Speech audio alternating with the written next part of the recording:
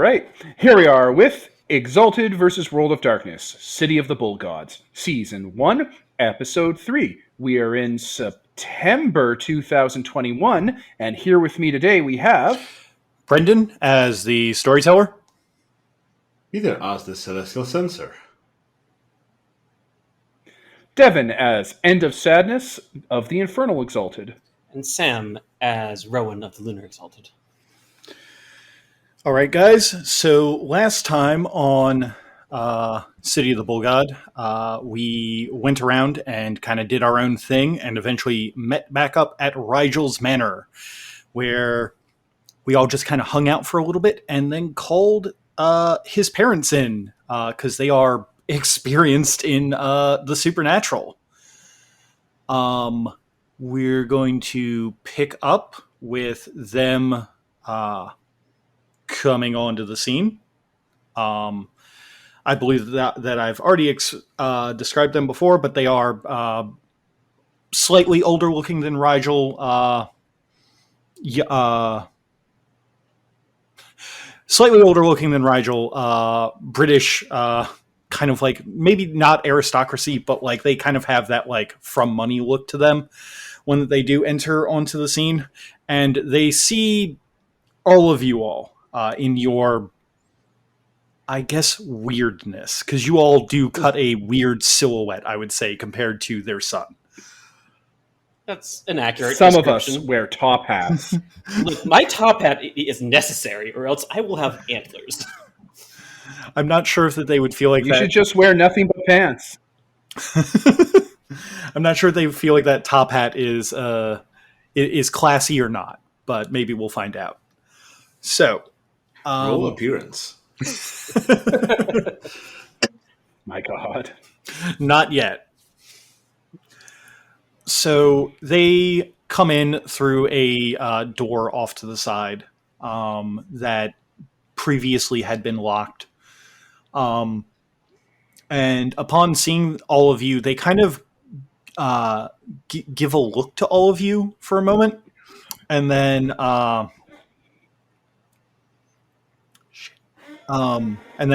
Rigel's dad speaks, and it's just like, so, you're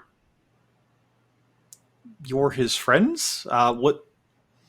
They kind of look you all over for a moment. And there is, because so the message back to them was that you had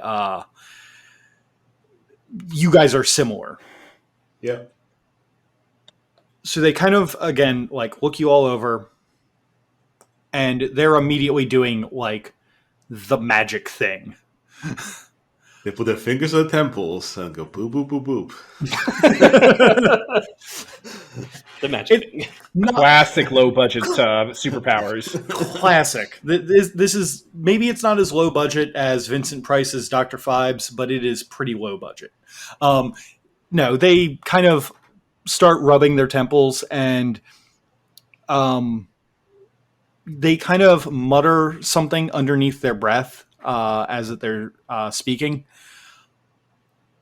And as soon as that they finish, you can see like the kind of like tired, like tired eyes behind reading glasses of the dad kind of like go from, okay, son, I guess I'll take a look at this, to suddenly like wide-eyed and very interested. Oh my, this is interesting. You're all very different. I was not expecting that. I was expecting something similar to our son here, but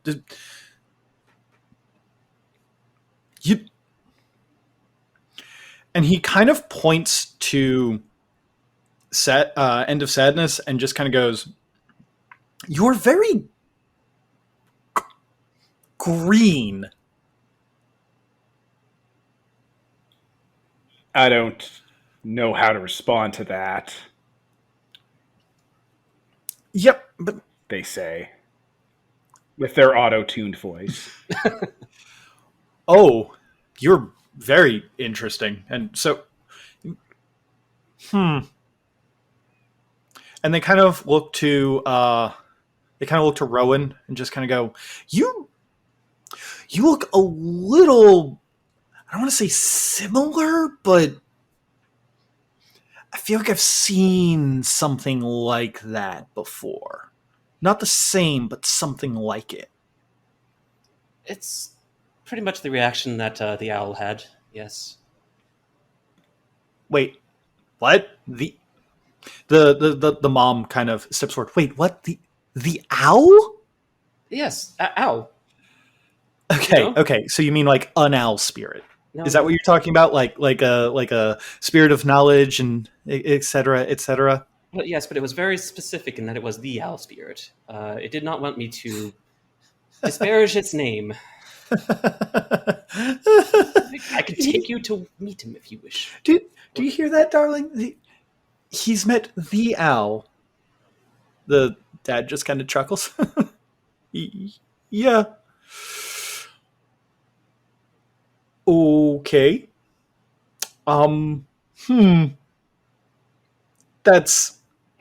We're gonna unpack that a little bit later. So, and both of them kind of steeple their fingers and turn towards Rigel in that movement that you've seen so many times, Rigel, when they're about to ask you a favor.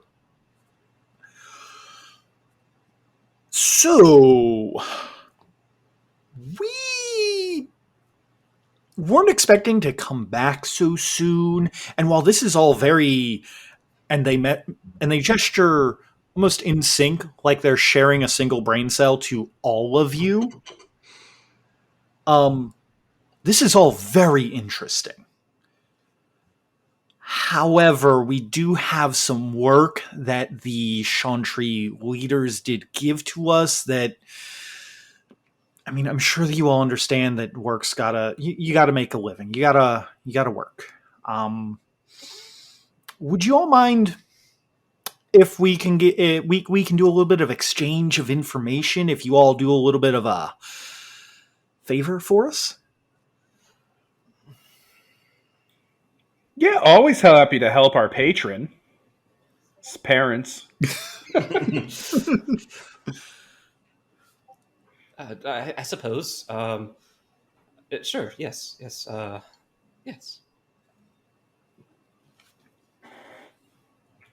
I mean, as long as the sense that's it, Rigel. Yes. I mean, that's what we're here for. Excellent. I was. Well, that's not why. Oh. They honestly look. That's not what I'm here for. They honestly look to you like interested in like, why are you here? Well, I'm not here on this earth to do that stuff. I'm more doing it as a favor. Oh yeah, So that seems to be more Rigel's thing. oh yeah, of course. Don't worry. We can. Let's call it a favor. You all help our son do a thing, and we'll owe you all a favor. Let the sudden girls, Not satisfied. along. Damn it! Holden's out here to sanctify that oath and show them a cool trick they didn't know, but it's probably for the best. It's probably for the best. It's probably for the We don't best. start with violence. It's probably for the best that that Layla's off getting drunk on I don't know, what would it be? What is the British equivalent of like Natty Light? Because I think that's what you showed up with. No, we came up with For Loco. I mean, Oh, you're right. You did come up with vintage Four Loko. among other things. oh yeah, absolutely. And like, I did buy an entire bottle of raspberry sourpuss. If you just want to down that, it's on the table, Oh, okay. physically and metaphorically. It really looks out of place on that table. I mean, that's like a solid slab of granite with just like a package of beer on it. It's just the disturbing disparity of wealth is just constant. This looks like every picture from every party Justin Bieber's ever had. Ah. All right. So, your mother turns to you, Rigel, and just kind of goes, "So, dear, you remember that that book that we had you deal with for the museum, right?" Oh, yes. So, upon bringing it back to the Chantry, the headmaster has informed us that there was something that we missed that we would like you to go back in and redact. Puppy.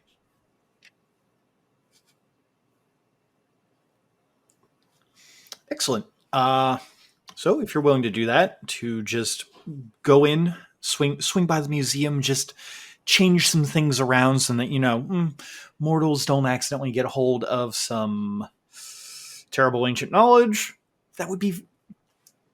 And they kind of like look over everyone to kind of give like a general gauge of like how old that people are, and they just kind of go, that would be as the kids say, pretty lit. Hmm. It would be very YOLO swag of us. Oh. Again, auto-tuned. Not all the time. Their voice isn't auto-tuned all the time, just when they inflect in certain ways. This is just making me think that I need to re-download my voice mod that I had. We should all get it and then get all voice mod. Oh dear. We can't all be Max and his fucking pitch-perfect Autochthonian accent he can do.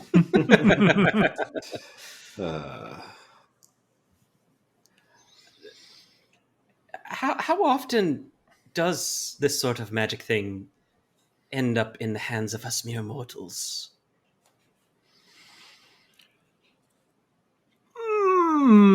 That's not exactly something that I'd be at liberty to say. We like to keep a little bit of secrecy. I mean, you are our son's friends and all, but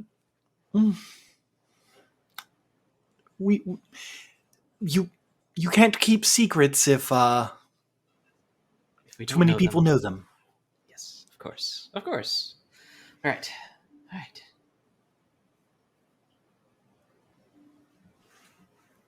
End of Sadness raises their hand. Yes. Actually, problem here. I realize that we have been extraordinarily rude. We did not get any of your names. I assume that you all just kind of introduce yourself. Yeah, End of Sadness, Setter of Suns, London Devil. It's just Rowan. Hello. Obviously, they know Rigel's name. Yeah. Yes. Yes, they introduce. Oh, and Whispers. Right, of course. And Layla. and Layla. They introduce themselves as Polaris and Aurora Star. Like, did you legally change your name to that name, or you were born with those names? Because either one of those is a fun story. I think they were born that way. I think that they were born that way. Seriously? Fucking seriously? Like, in character, fucking seriously? Yes, well, you see, I know that it looks like that we are about our son's age here, magics and all, but we're actually from, like, our parents were from the 60s, so kind of hippies. No, that's just fucking sick. I love it. I understand, too. I'm 20 to 45 years old, and I'm hip. That's quite an age bracket. Yeah, whatever demographic you need to fit me in. The network demographic. I know a lot about Tron, and a very little about the Reagan presidency.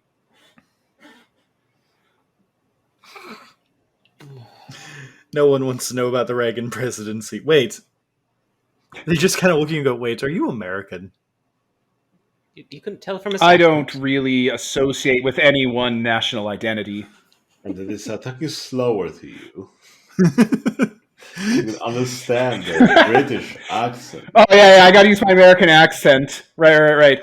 Oh yeah, I don't really identify with any one national identity. It's kind of for hosers. Oh wow! Oh wow! That 2 thumbs up on that for that American accent there, bud. That's my Appalachian Trail. Not as successful as the. Never mind. All right. So, yes, if you could just go and switch that over for us, we'd appreciate that.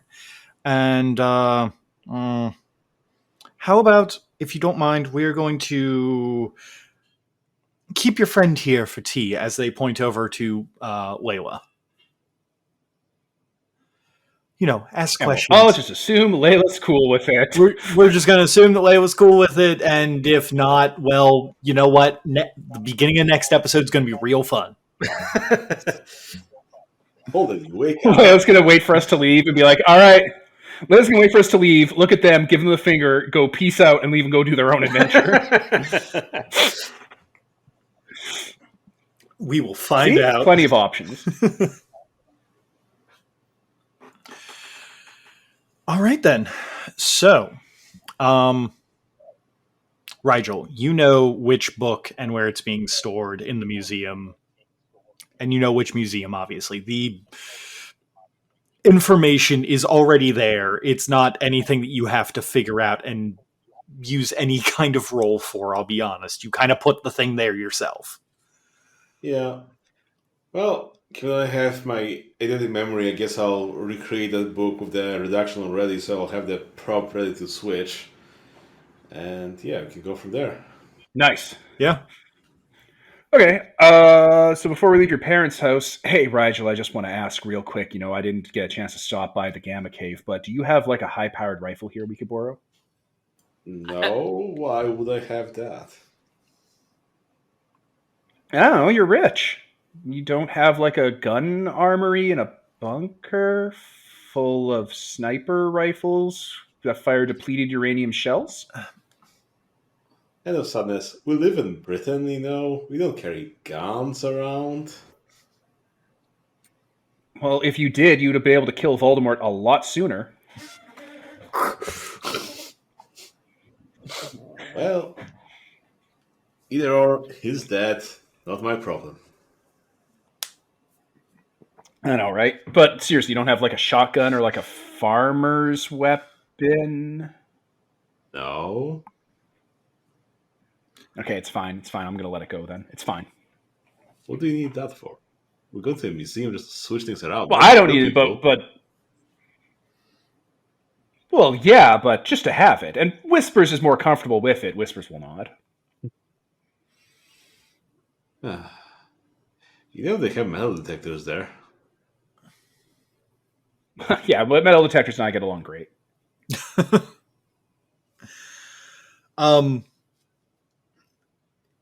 I would say that if you wanted to have one, Pete, considering that you have resources 5 and live in a mansion, and I know that like fox hunting is a big thing in Britain, I would definitely say you probably have a hunting rifle if you want to give it to him. Or them, or whatever. No, I'll leave that for them to have an adventure to get a gun in Britain. Okay. We have guns, just not here. Don't you fucking even think we don't have them. I've been using drones and dead drop zones and the dark web and Bitcoin and hacking. But trust me, I have guns. It wasn't difficult. Oh, they pick Arsenal, the background in Old World of Darkness? Oh god, no. I'm going to say I can have a gun if I want one really bad.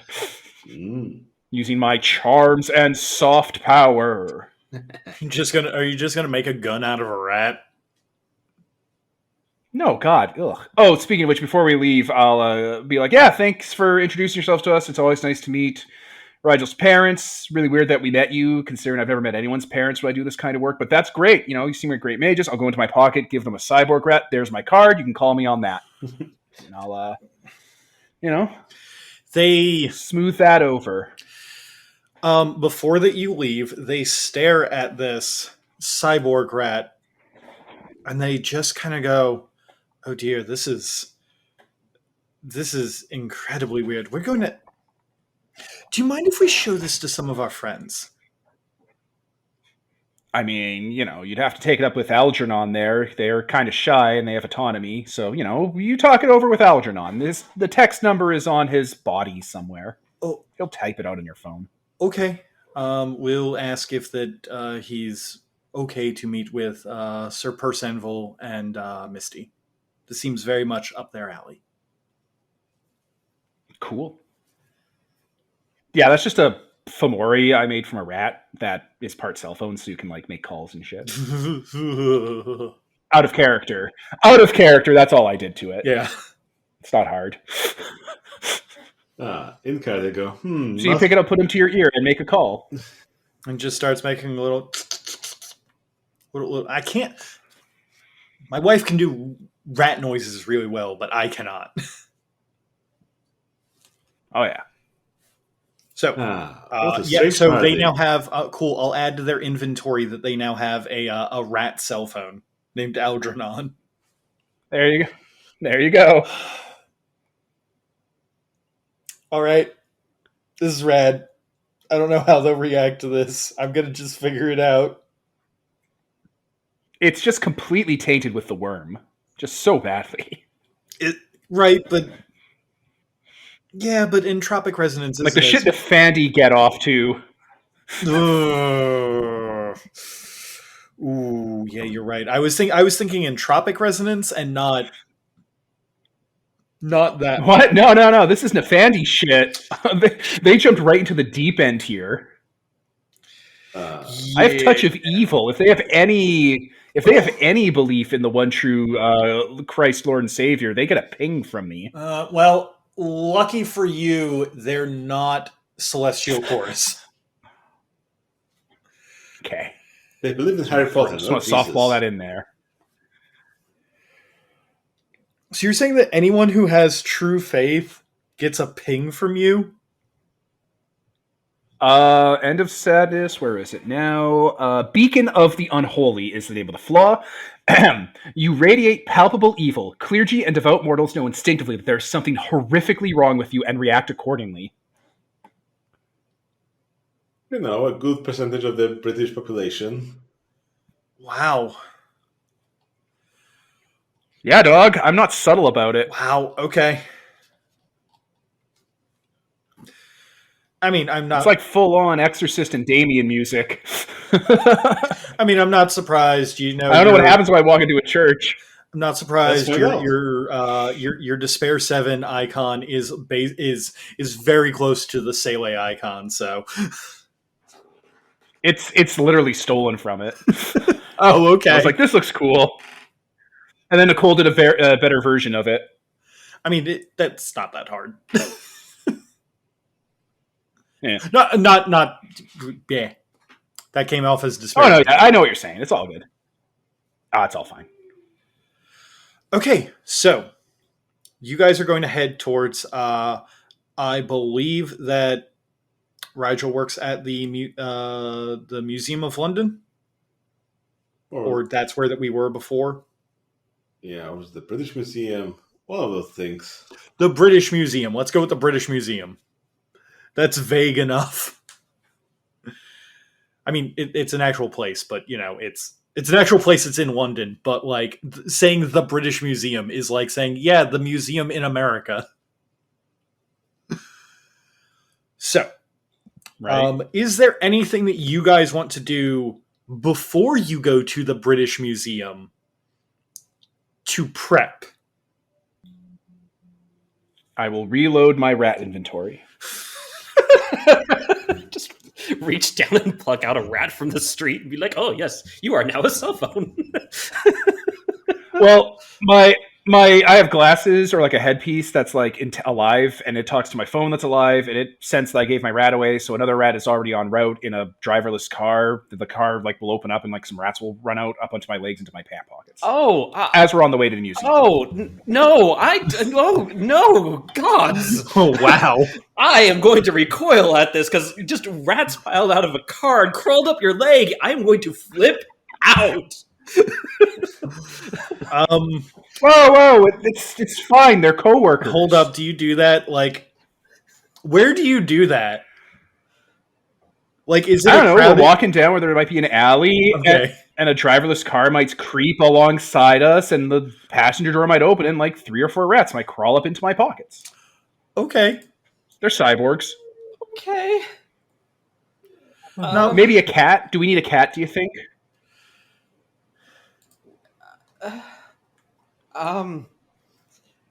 Do you? I imagine the cats would be larger, so maybe not. I also like cats. Please don't make them into cell phones. Well, okay, I don't make them into cell phones for fun. I rescue them from kill shelters or take cancer out of them. Okay, don't come at me like that. I don't do it because I'm a psychopath. I'm just saving them. Okay. So you managed to do this. There is no one around when you do that. Well, besides, your crew. Oh no, I rolled for it. I wanted to give it the real thing. See what would happen. Somehow got a -1. It's awesome.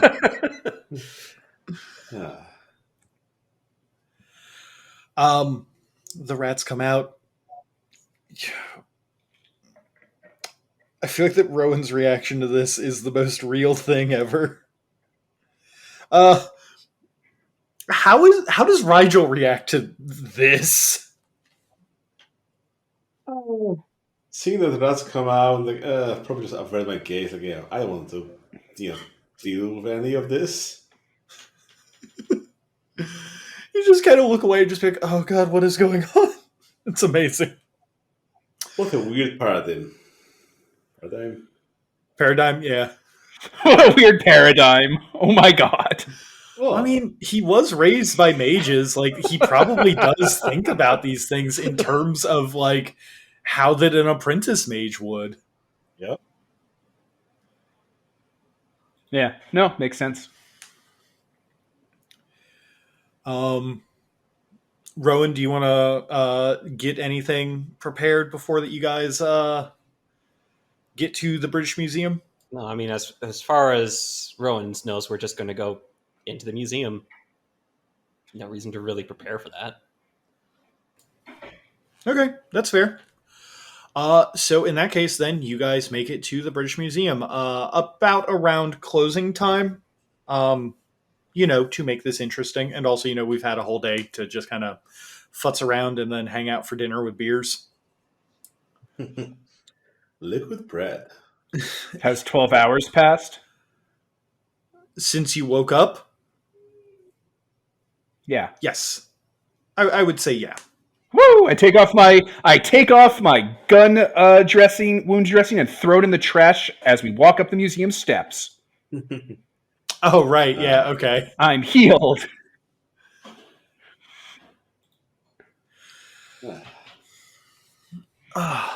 So the British Museum. This is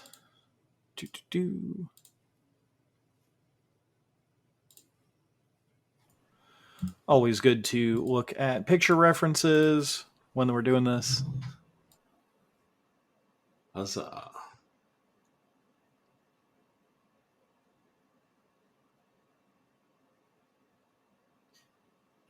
Censor or Rigel, which do you prefer, actually? Either or is fine, really. Yeah, should we be using code names? We're just going into the museum, right? Yeah, we're going to the museum. Need to swap out this book for the other one that looks just like it, and that should be it. Yeah, but like 2 wizards sent us on this quest is what I'm going to call it, so I'm expecting things to go different. I mean, how would it go differently? I mean, it's a normal. Why would two wizards send us on this quest? Because they're busy. I mean, that's the kind of stuff I do all the I guess. time. Sure, it's just, it's taking a hammer to, don't kill a fly with a cannon. I mean, That's all I'm saying. Rigel does work. Sir Rigel works here. You mentioned it on one of your. Oh, yeah, you're knighted. Yeah. I do work here. Huh. Wait, so you've met the queen? Oh, yeah, passing by, saying hi. Well, no, because you got knighted, right? Doesn't Yeah. she knight her knights? Yeah.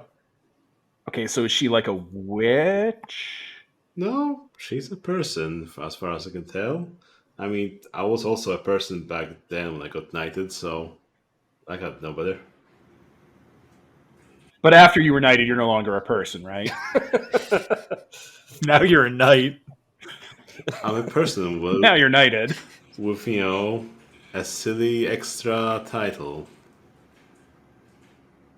I mean, it's not that silly. I mean, like, Christopher Lee got knighted and he was James Bond.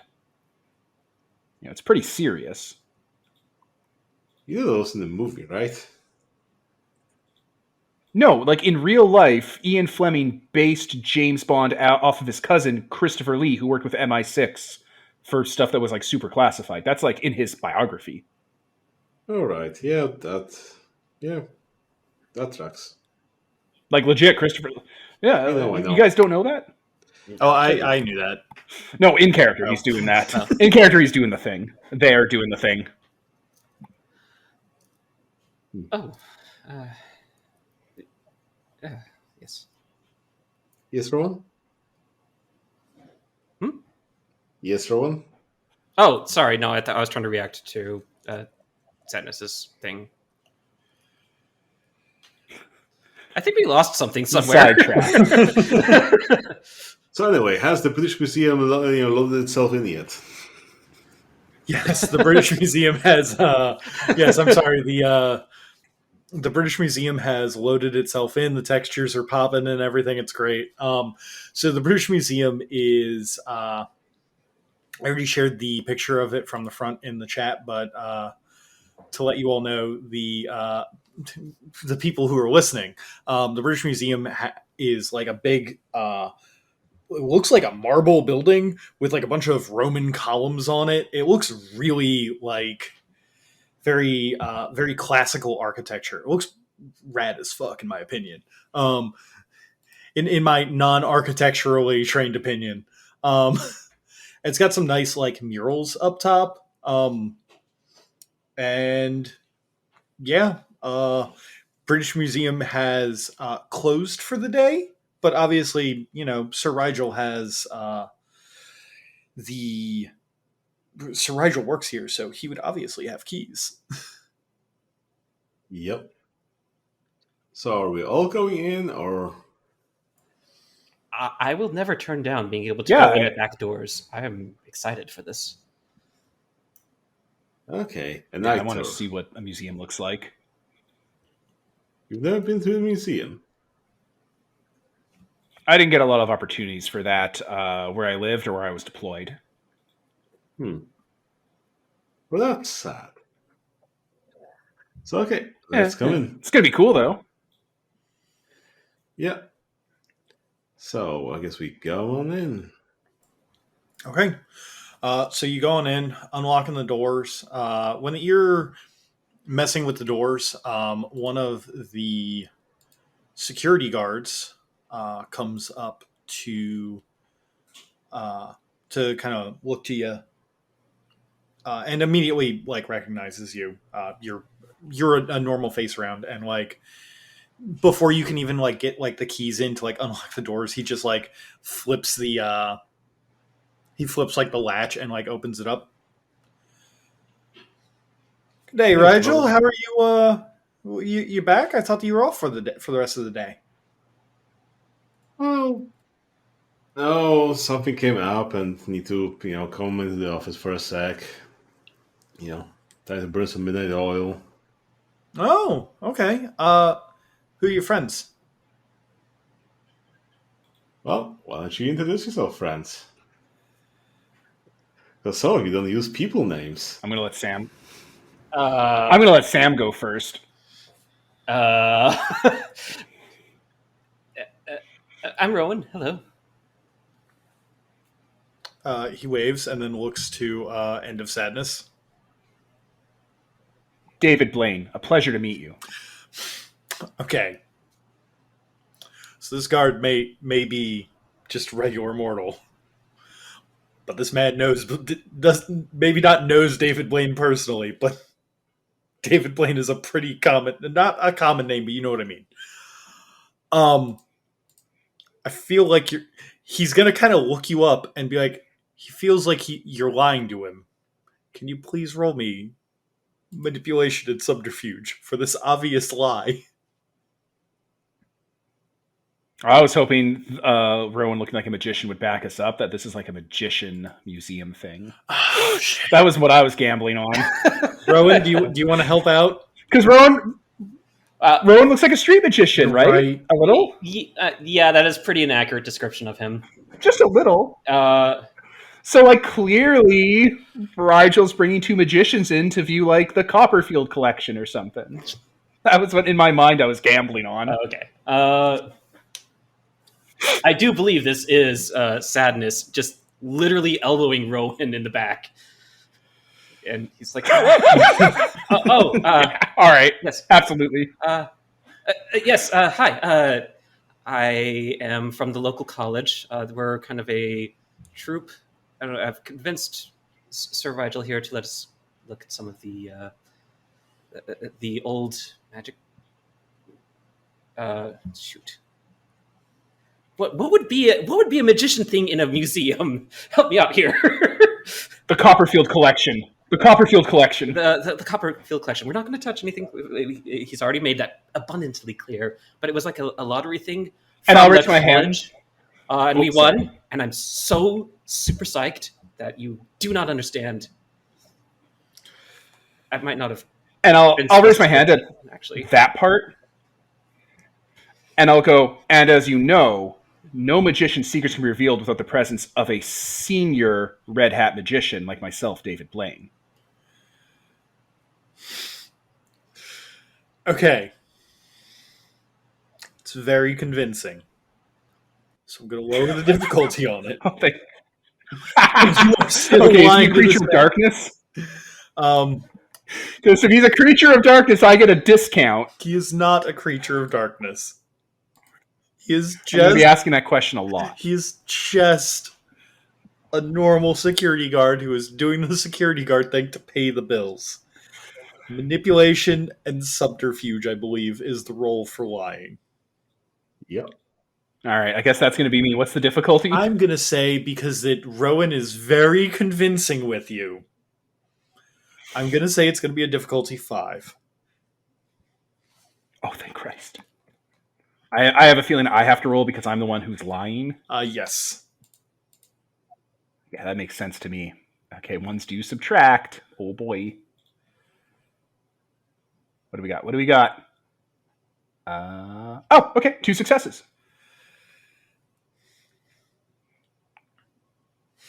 Okay.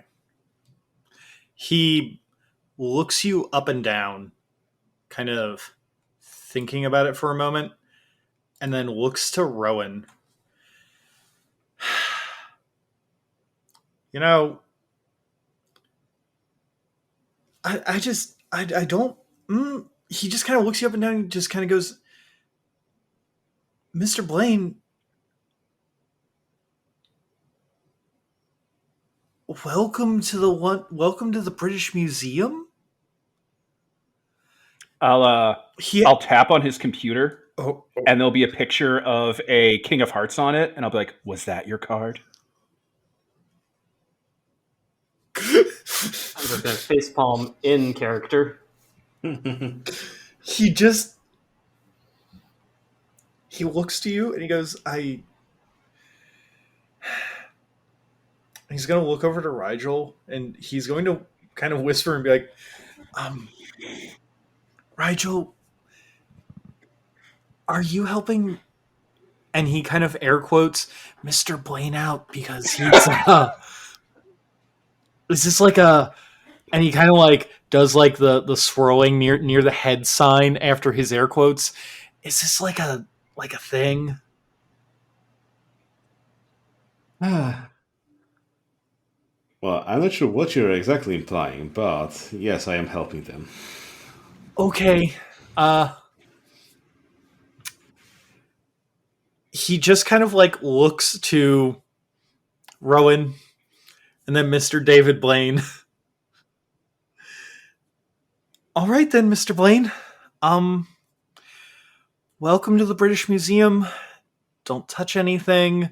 Please stay with our employee throughout the whole time. We are technically closed right now. If me or one of the other security guards finds you not obeying that, I will be forced to jettison you. I apologize. And just to let you know, sir, I didn't pick a card yet, so that can't be my card. I'll just smile knowingly and nod at him. Like, uh-huh, I'm sure. But I won't say anything. Okay. He's gonna let you guys go through and go towards the metal detector that everyone has to pass through. How many of you guys have some metal shit on you that's going to set this off? Aside from a wallet, I have like phones. You have phones, or do you have rat phones? Oh, yeah, right. I can't spend essence. I shouldn't do that. So you should have told your rat to just carry on around. Okay, well, let's say I did that then. Let's say you told me about the metal detector and I didn't totally botch this. Okay, that's fair. We did mention the metal detector earlier on, so... Yeah. Right? Let's just assume I didn't botch this and I'm on my game tonight. Okay, you're fine. But I'm definitely going to have one of those rats take that playing card from one of my decks of cards and put that in the washroom he's probably going to go to so he sees it taped to the stall. What? I'm just mocking him. Starts doing a bit, whatever. No, I love this bit. Okay. Look, it's easier than what I was going to do. Have a rat follow him home and leave the card under his pillow just to freak him out, but I'm giving him this, okay? He'll be very interested, and this might come back to help you all later. He'll be distracted. Once we get out of earshot, damn, I was really hoping that David Blaine bit would go over better. Why did you choose a famous magician? Like, I could have just said that. I mean, again, There's no such thing as a magician that isn't famous. As you stare at Rowan. Look, I'm sorry, I don't make the magician rules, but no one cares about that Valentino guy that revealed the secrets until he was famous. Okay. Look, That's basically a tautology. I don't even. I guess. I mean, I'm going to start. I'm not even making this a bit as we're walking. I'm not even making this a bit. I'm just saying most magicians have to be famous to be magicians. Like, else you're just a performer. Well, I'm not even trying to gatekeep this. I only know famous magicians. I know actors who aren't super famous, but I don't know magicians who aren't super famous. okay, that's fine. That's fine. I just could next time just say you're from the university. Yeah, Of where? London, where we live. Look, I'm not really great at lying, okay? I'm not super awesome at it. Why do you think I just tell people the truth no matter how obtrusive it is? That's fair. I'm very bad at actually doing the whole Barker routine, which is why I tried to be a magician as a street performer. If you really want to know, dust those cards off. Well, that sounds super interesting. It's just, yeah, no, I agree. It's hard to deceive people. No, not really. But anyway, so I assume we're not actually seeing the Copperfield. Plus, if this goes sideways, Plus, if this goes sideways, we can pin it on David Blaine, and he really has it coming. Fuck.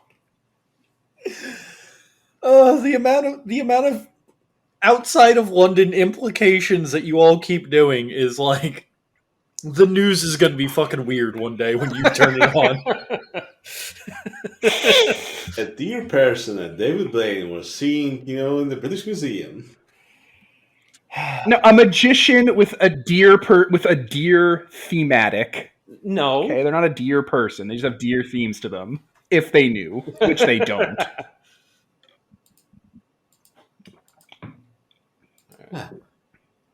But we're walking. I'll recollect my rats in a blind spot somewhere. It's never going to get comfortable when you do that. You don't like rats? They're like dogs, but smaller. No, I don't particularly like rats. They bite. Only if you're being aggressive to them. I don't. Never mind. If we get stuck in this loop, we'll be stuck here forever.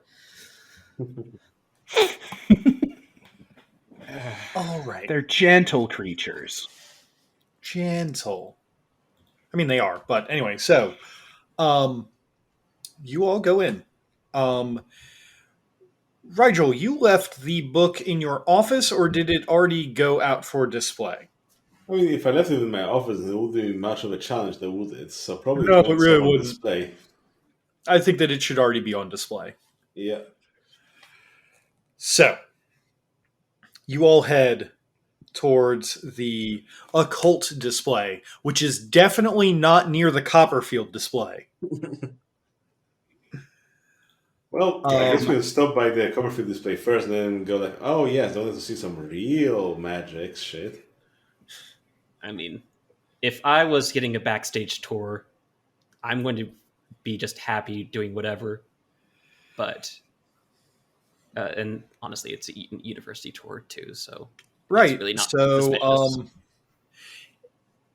Yeah, it's pretty interesting, right on its own, right? So, is there anything that you guys would have been interested in seeing in the museum before we get to the plot? Yeah, not really out of character. Just that my character is constantly jumping around everything. Okay. Figuratively, not literally. Right. I just wanted to make sure that like there wasn't like, oh, I wanted to explore like X, Y, and Z because my character is interested in that. I want to give you guys the opportunity to look at stuff. Is the Enigma machine here? Sure, why not? That sounds rad as fuck. I'm going to tag it.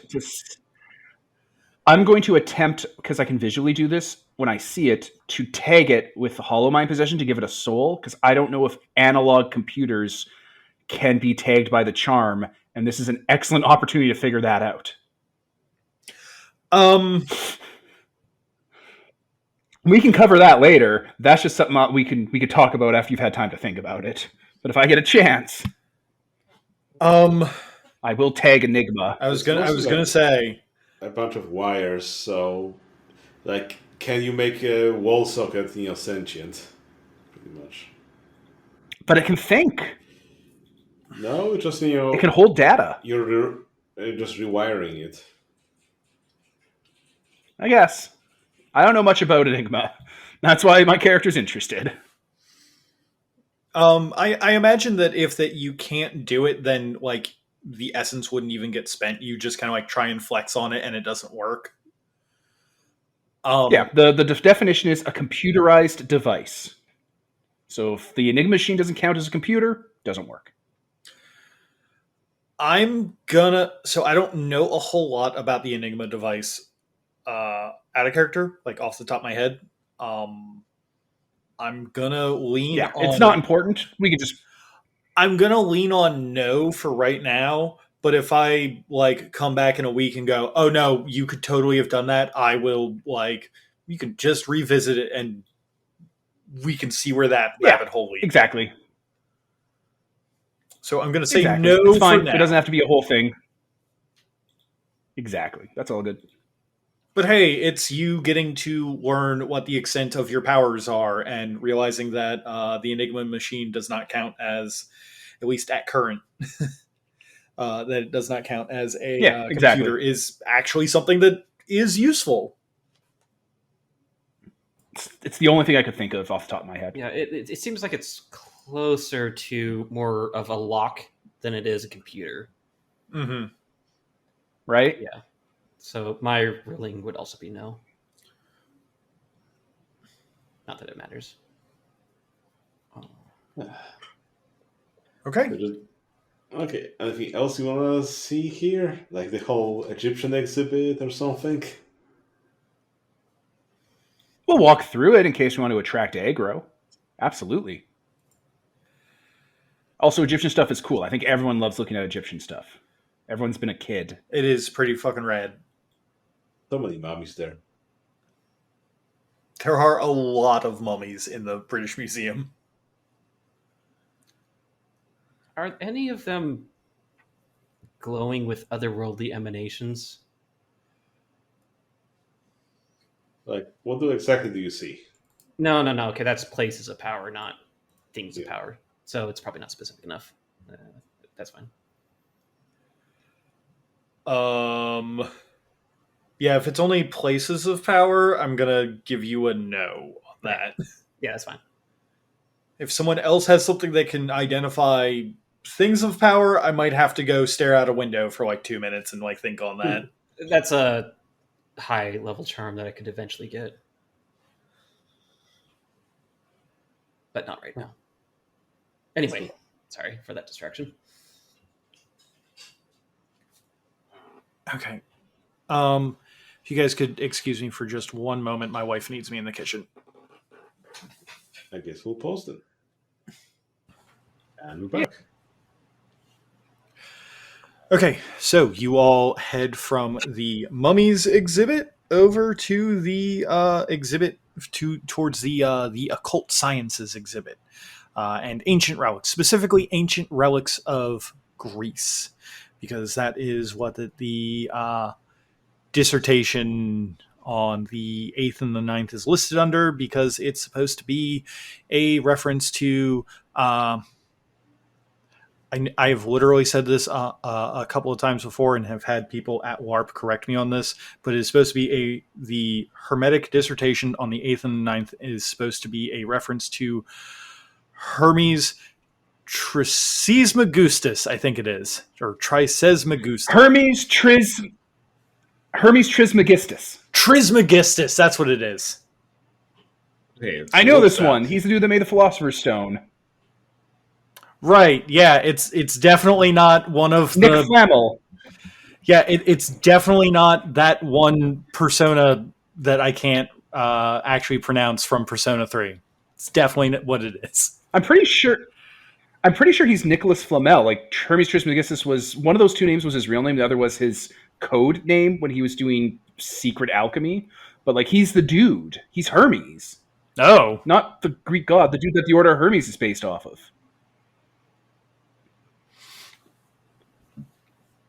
All right, then. Well, then I have accidentally stumbled onto something awesome. He's the guy. He's like fucking lead to gold dude. Right? Yeah, I think so. Like, I'm very rapidly Googling this, and I think that is correct. I'll be honest, this was kind of unintentional. I mean, not That's unintentional amazing. in that way, but like...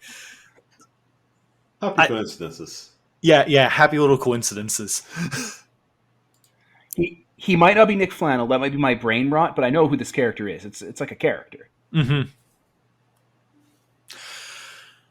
So, you go towards the display case that has this. It is legitimately in a display case because it is an old book. Now, Rigel, you know pretty intricately the security systems around here. Actually, that probably would have been a good thing for you guys to go and do, now that I'm thinking about it, because you do know the security systems. So obviously there are cameras. There are also pressure sensitive plates on the glass that will go off if you like don't disable it, or don't do things in like a funny way. And then there's the pressure sensitive thing that is holding the book. It's a bunch of pressure plates that are basically just hooked up to alarm bells. Ding, ding, ding, ding, ding. Exactly, man. So, how do you want to go about getting this thing out? Obviously, you could. There's a couple ways to do it, but I want to know how Rigel would go about doing it. It would be just too easy to have a key to turn the alarms off and take it out of the display case, because, being the curator here and so on and so on. If you want to do that, I'm not saying that you wouldn't be able to, because you have specifically built your character to be the curator who works for multiple museums, and you would be able to do something like this. I'm going to let you know that if you go about it that way, there might be consequences down the line. Okay. So it sounds like we'll need to strategize this and use our, street magic skills to obfuscate some of this stuff. And other stuff as well. I could potentially release some pressure from the situation if you could get me into the network closet of this place. Because if I look at the main computer here, this whole place will obey. I can make sure that anybody physically watching is distracted.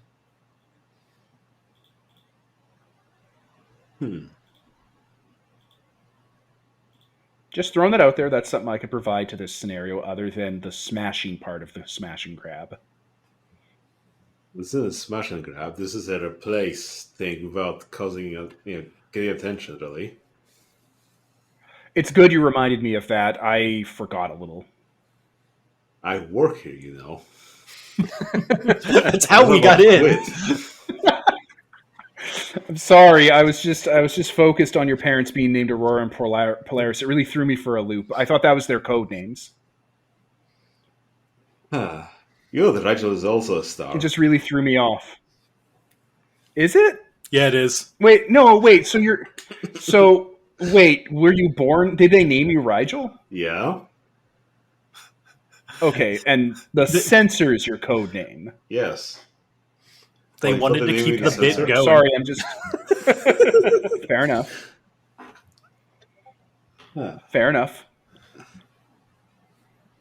This is the same family tree as, Orion Star and his son, Broderick Brostar.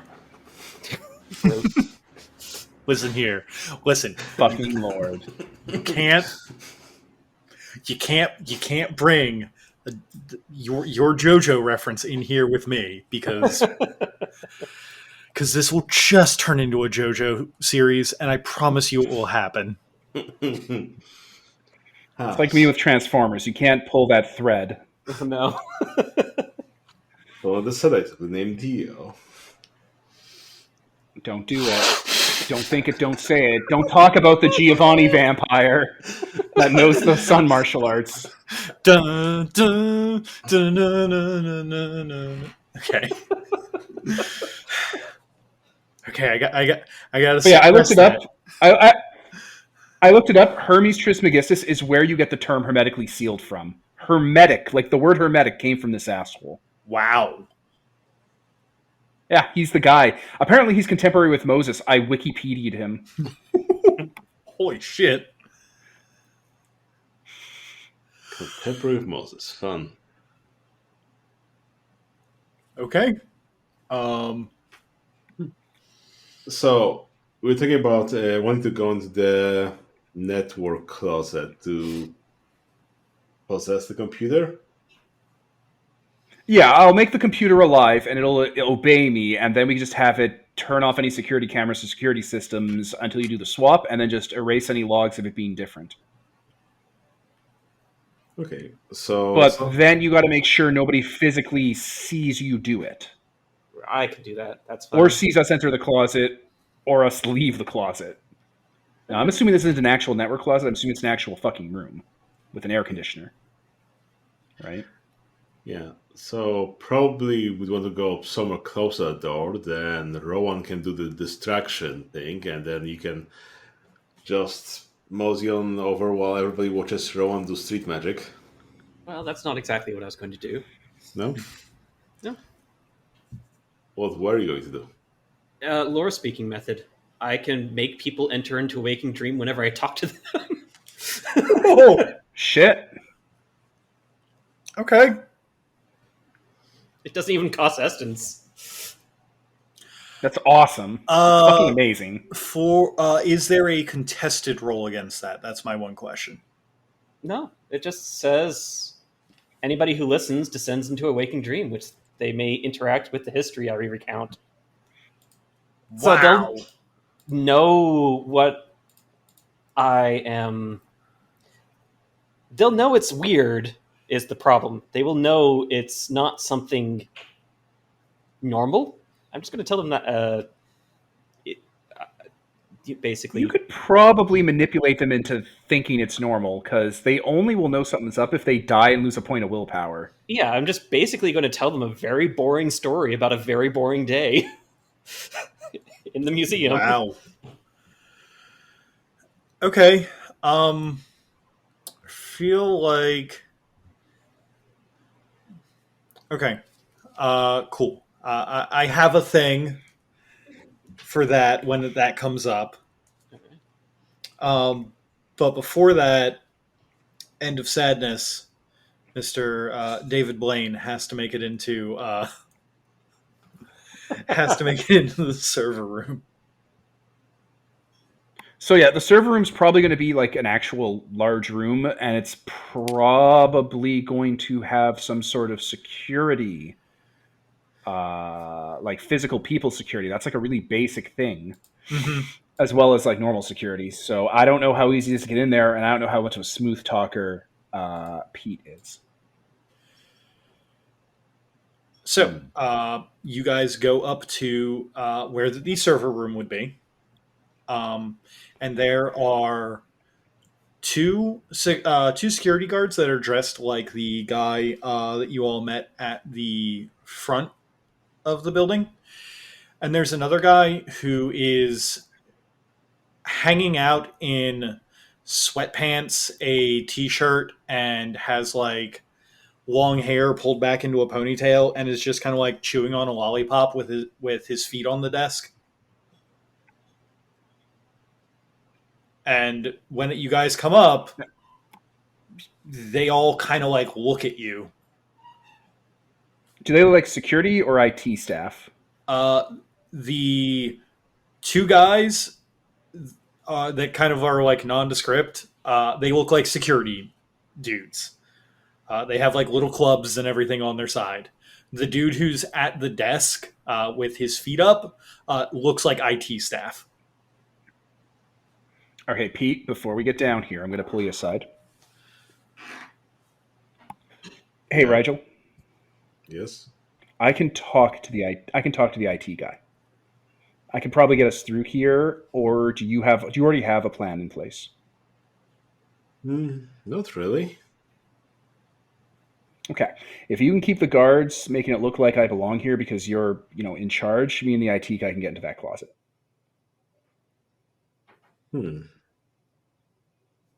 Okay. So, Rowan, when would you like to come into this? Oh well, I suppose I can just talk to the other one. I've been here in the museum before, so I can just tell him a story of that, I suppose. But it's going to be a little jarring unless I say something for the transition. Drugs? No, probably not good to say somebody's been drugged. Actually, this might. Wait, do you need someone there as a prop? Because we have Whisper with us. Well, so no. Okay, so the problem is, if I don't transition somebody to the waking dream, they know it's a dream. If I can convince them that there's a seamless transition, then as long as it's not weird, they won't notice. But the problem is, okay, telling stories of boring things is rather difficult, as you might imagine. You start with, Yeah. oh, the job as a security in a museum must be so boring. This reminds me of the last time I was here. Yes, but then they will experience exactly All the right, I'll last. just. Okay. Yeah, that's a problem. I don't know how to help you with that because that's a very new power I haven't had a chance to think through. Uh, that's cool. I don't know what to do with that. Hmm. I could only offer you a human prop if you need it in the form of Whispers, who looks like a person. So if it's like, hey, this guy passed out. Oh my god, how would you save him? And then just put this guy through the motions of like saving someone. Oh, Like never mind. there's an idea off the top of my head. I don't know if it's good. I've just. I think I've got one. Rock. All right, let's hear it. Rowan is going to kind of psych himself up a little bit for social interaction as he looks over at the security guard, who is looking rather bored. And he, with his very friendly new friend aroma smile, will go up to the guard that they want out of the question and just say, "Ah, you look bored, and I need a reason to practice my magic. Would you bear with me for a second?" They look at you, um, like you go up to the security guards and the IT guy. Yes. They all kind of look at you like, wait, what? And the security guards kind of check their watches and go, wait, your magic, it's past hours of operation. Do you need us to escort you to the? Well, no, I mean, I just saw the Copperfield expedition, and I am so psyched. I just want to try something, and I know you guys. I'm going to be honest. You guys get so bored on watches, and I just feel like I should pass along a little bit of joy. You know. Ba-doo. Uh, I would have done some confetti out of my arms, but I don't have that little trick rigged up yet. Would you just here? Would you just close your eyes for just a second and try to imagine this wonderful trick that I have planned that I've done 10,000 times in the past? Okay. Hmm.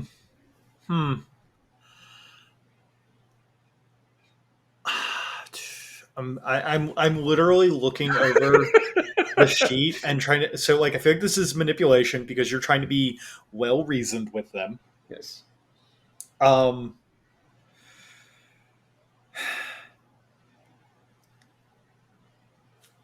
Have you? You know what you have done in the past. I'm going to say this is probably going to count as subterfuge. All right. Your new friend aroma lets you roll it at a -2 difficulty. Yes. Someone first meets a lunar, or at least when someone thinks they're first meeting a lunar, okay, so they're just automatically favorably inclined to you. Yes. Wow. Okay, radical. I'm gonna say that is going to be a. I'm gonna say that's going to be a difficulty 6 because again, you're kind of showing up out of nowhere on. You're kind of showing up on it out of nowhere. They know that it's closing time. Why would you be here? This is such a weird flex to do on the dudes in the surfer room. Like if they were just like the regular security guards and you were here after hours, they would be like the difficulty would probably be like a 4, and they would just pick, oh no, we forgot to get this person out. They were just in the toilet for a while. But like in this case, they're like, why are you here in the back room? You shouldn't be here. Right. So I'm going to say this is going to be a difficulty 6 with that charm in place. But since you're doing a well-reasoned thing, you would get your specialty for that. So that would be your manipulation and subterfuge All right. at difficulty 6. Okay. 7 dice. Yeah, that's probably fine. Yeah, that's 3 successes. Ooh, spicy. Okay.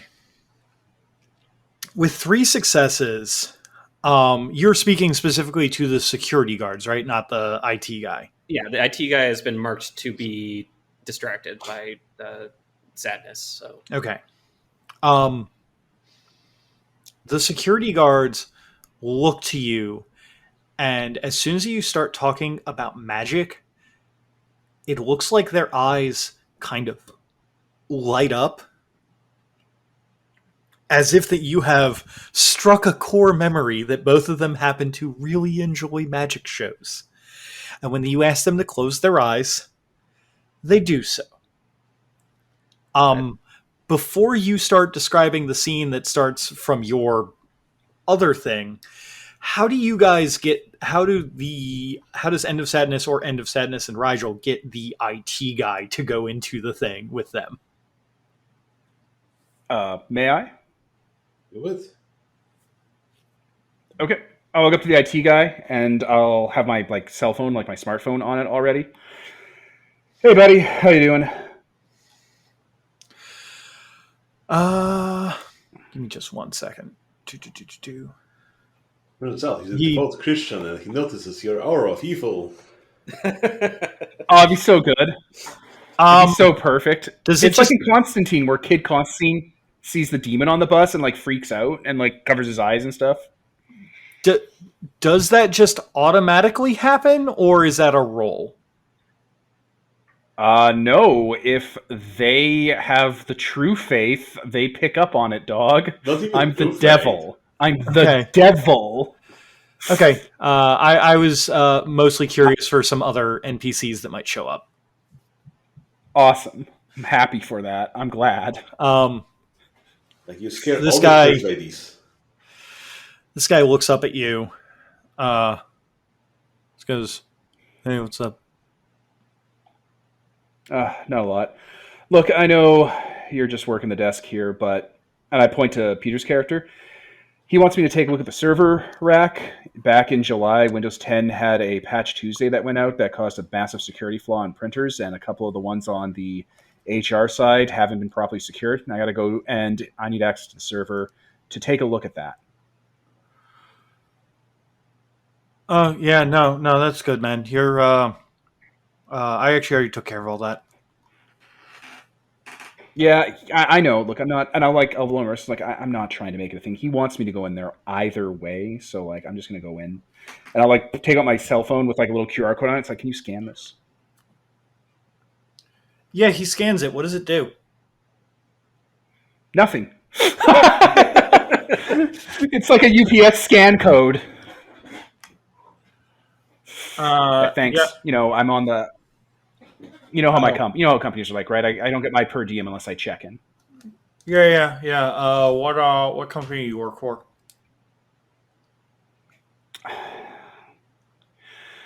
So you fucking came at me there. One moment. Give me a second.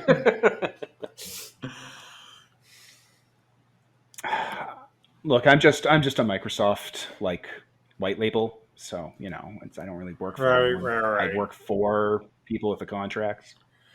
Right. Yeah. Subcontracting, whatever. Okay.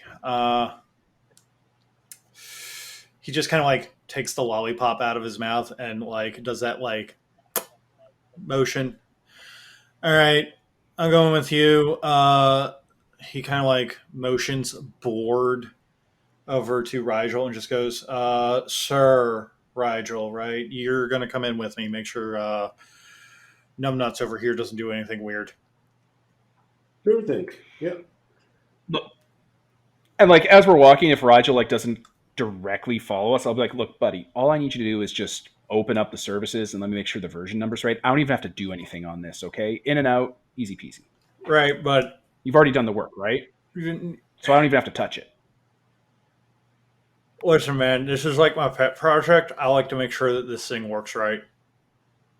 Yeah, I'm not doing anything on the computer. You just have to show me the version number because you just said you did the patches, right? Yeah, I did the patches.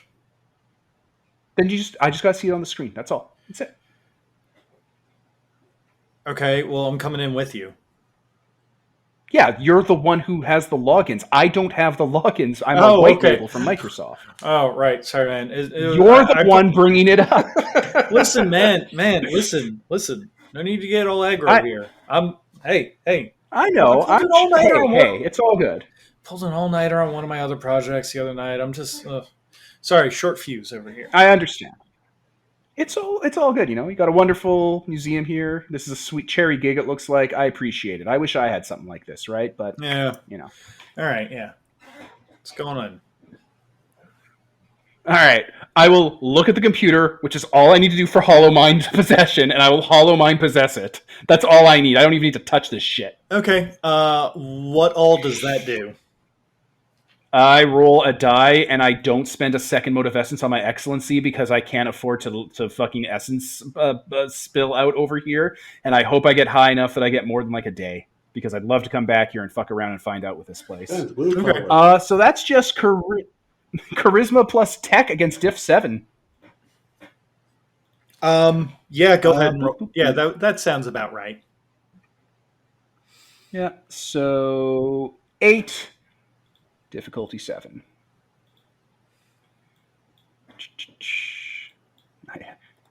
You know what? Do I spend a willpower to get an automatic success? Yeah, if you want to spend that before you roll, that's fine. I'm doing that shit. I'm absolutely doing that shit.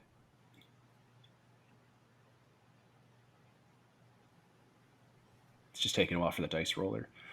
Okay, 5 successes, which on the chart means I permanently own this computer. Excellent. We're good. Ooh. All right, so I'll look at the version number. Hey, did this guy do the work? I'm actually like a computer guy. Did this fucking guy do the work? The tech guy? Yeah. So you go in there and you you go in and you own the computer, and it is like nothing that you've ever dealt with before. Uh-oh. It does not have an operating system that you are aware of would have even existed. And did Pete? Did you follow him in? Yeah, I followed him in. Okay. I would like both of you to roll me perception and awareness if you have a specific excellency or not specialty that might help with that. Now would be the time to use it. Difficulty 7. 1 die. I'm just gonna choose not to engage with this and let Peter figure it out. I think that's the best way to go about this. I'll spend a willpower. Let me see what I can get if I rolled 1 die. I got a 7, so it would have been a success. Yeah, okay. All right. It wasn't a botch, which is what I was afraid of. Oh, no, don't close that.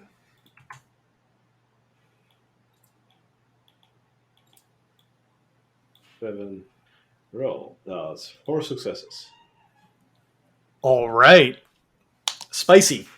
Now we're getting somewhere. Okay. So, Sadness, when you look at this guy with the sudden realization that this entire server does not work off of any kind of operating system or architecture that you're aware of. Not super alarming. I am an anarch. I understand this shit. It's a little weird, but you don't get a sense of weirdness about it. Rigel, on the other hand, maybe it's from your years of apprenticeship under your Order of Hermes parents, or something in the air that gives you a little bit of luck here. You realize that this guy is not actually here. You mean the IT guy, or? Yeah, the IT guy. Or if he is, there's some magic shit going on. Space appears to be slightly warped around him. Oh, that's really strange.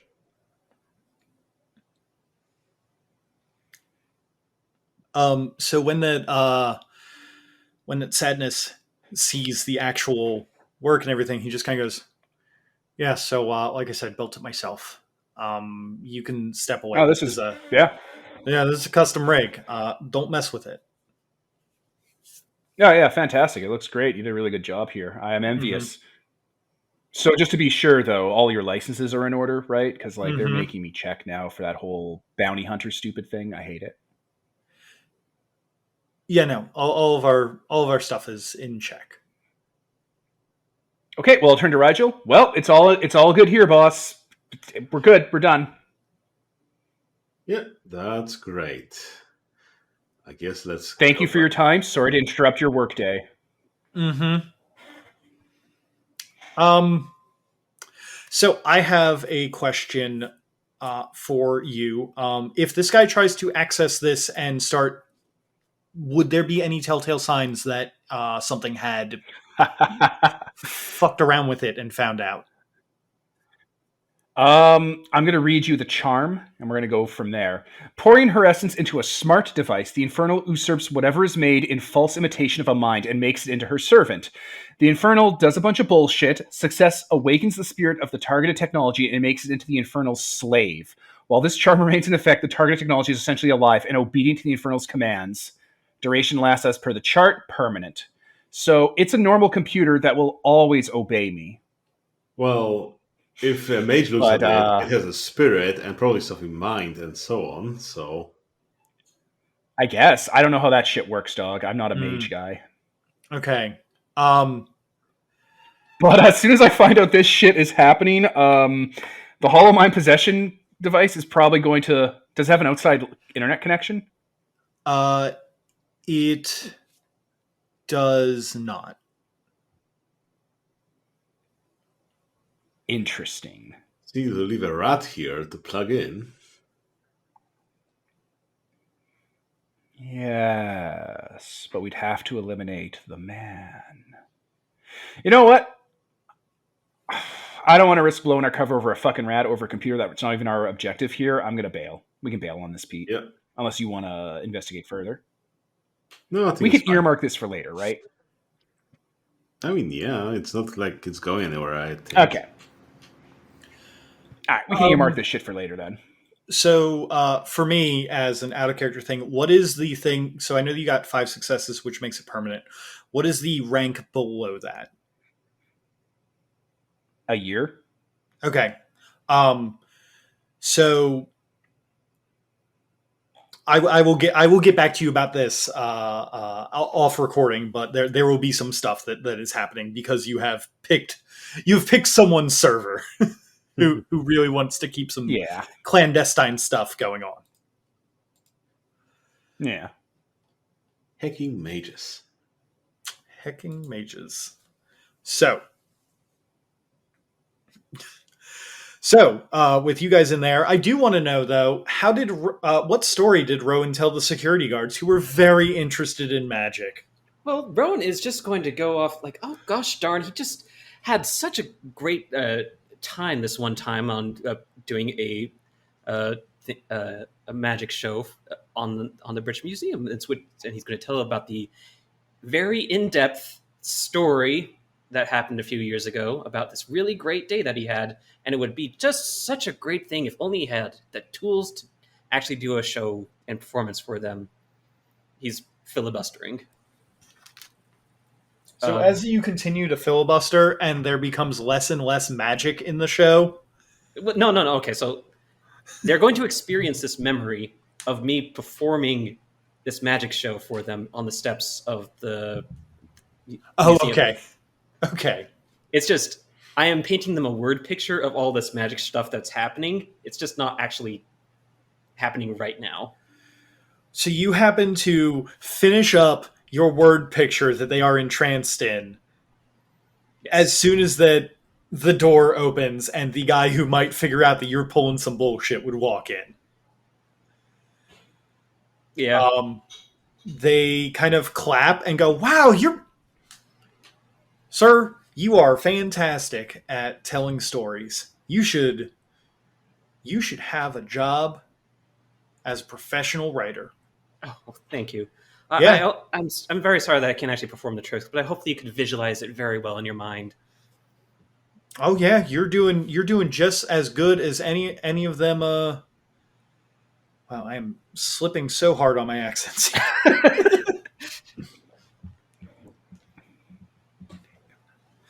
Yes, well, you're doing just fantastically. You see, I haven't seen things as good as this since I watched. Before that one guy took over on Doctor Who. You know, the one guy. Yeah, the show really went downhill after that.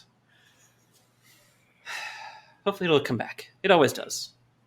It always comes back around. It's about time, you know. Yes. They like high five, and then like Rigel End of Sadness and the Tech Bro come out. Oh my god, were they talking about the Peter Cushing era of Doctor Who? I didn't want to put names to it.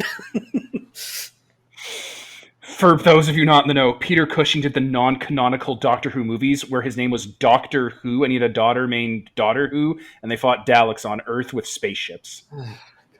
What is this, Dr. Seuss or something? Not canon. Not canon. Who in the Whovilles? Wow. I'm blown away by this. So anywho, Excellent. So, Dude Man comes out, goes back to his chair in his sweats, and puts his feet up and pulls out his phone and starts playing something on it. All right, then. You're all good to go. okay, let's mosey on out of here. Y'all mosey on out of there. Okay, You have control of the security system. All right, so here's how it's going to work. The security system will disable itself while we switch out the book and stuff, and it'll just retroactively edit out us from the cameras and not even show us up on them. It's all good. Perfect. Did you notice that the IT guy was strange? That computer maps to no known corporate computer environment I've ever seen in my life. Oh, that's It's weird. also not online. Oh. That computer's not on the internet, and that's not how this shit works. Well, I mean, it's a security system. That's how any of this course shit it's not works. connected to the internet. I mean, No, I promise you it is connected to the internet in any other environment. It's extremely weird. Look, you're going to have to just trust me on this. Oh. It is extremely fucking weird that these computers are not online. It's a big red flag we should probably deal with at some point because this is your job. Not you. It's your job to investigate. I mean, this is Rigel's place of Oh, work. okay, yes, I understand. yeah. I wasn't trying to yell at you. Sorry. It's real weird. It's a mystery. It's an itchy mystery. Well, if it weirds you out, then yes, I'm very concerned. Well, my first bet would be that it's a virtual adept, but we'll have to, I guess, ask. What? Wait, yeah. How the fuck did you know something was wrong? I mean, the space around him was kind of wibbly wobbly.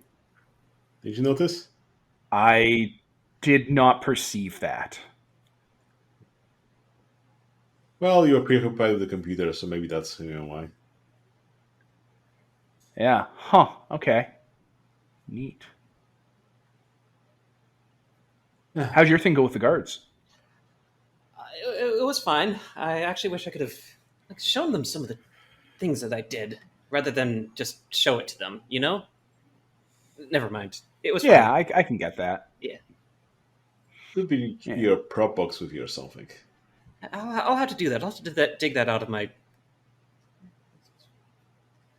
It's kind of a lost passion, actually. We were watching The Prestige the other night, me and Whispers, and if you want, we could I'm sure me and Raj could kip-ash you some Prestige-esque cool props for magician stuff. You know what? I've lost my job. Why not? You still have a job? Wait, No. isn't the Prestige the one Yes, large parts of the Prestige involve Nikolai Tesla cloning vats. I'm talking about the stuff where they had cool misdirection tricks. Okay. They had cool magician tricks. Yes. I wasn't sure if that you were like referencing that you were going to suddenly get David Bowie out here and then just be like, which one's my hat? They all are. Or what is it? Yeah, They're no, all no. your hat. Right? No, I wasn't going to kill Sam's character over and over again while he does magic tricks to trick the fucking audience. That wasn't part of the plan. Though, there is one infernal charm that lets you make copies of yourself out of screams that are perfect duplicates of you that aren't exalted. And you could absolutely do the fucking prestige as an infernal, just like the way Christian Bale did it. Or the other guy. I don't remember which one was the clone guy. I know that in Exalted X-Clones of Darkness you can do that stuff as a lunar or an infernal. Yeah, you can too, but it's also here in WoD. So, if you really wanted, I feel like we could set up a prestige killing clone scenario if you want to be an awesome magician.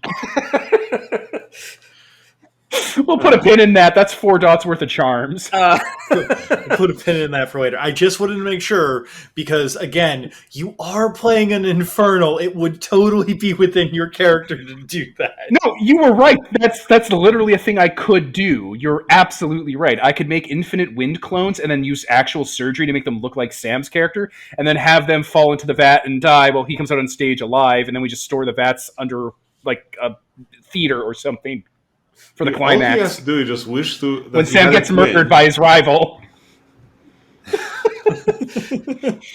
Wow, you guys are going at this way more complicated than I am. I was just going to get forgetful victim prana and just completely blank out people's memories and insert a new memory for them of me being awesome. Oh wow, okay, yeah, that's easier. We don't have to prestige you. No, I just get to erase memories and put a new one in. You just tell them they had a good time. Yes. All right, that's much less XP because that'd be out of cast for me for a bit. Yeah. Oh my god, that's fantastic. Okay, so you guys go in. There are no more security problems for you all to deal with. You can literally just take the glass off, do the thing, put the glass back on. You do not even have to make rolls for this.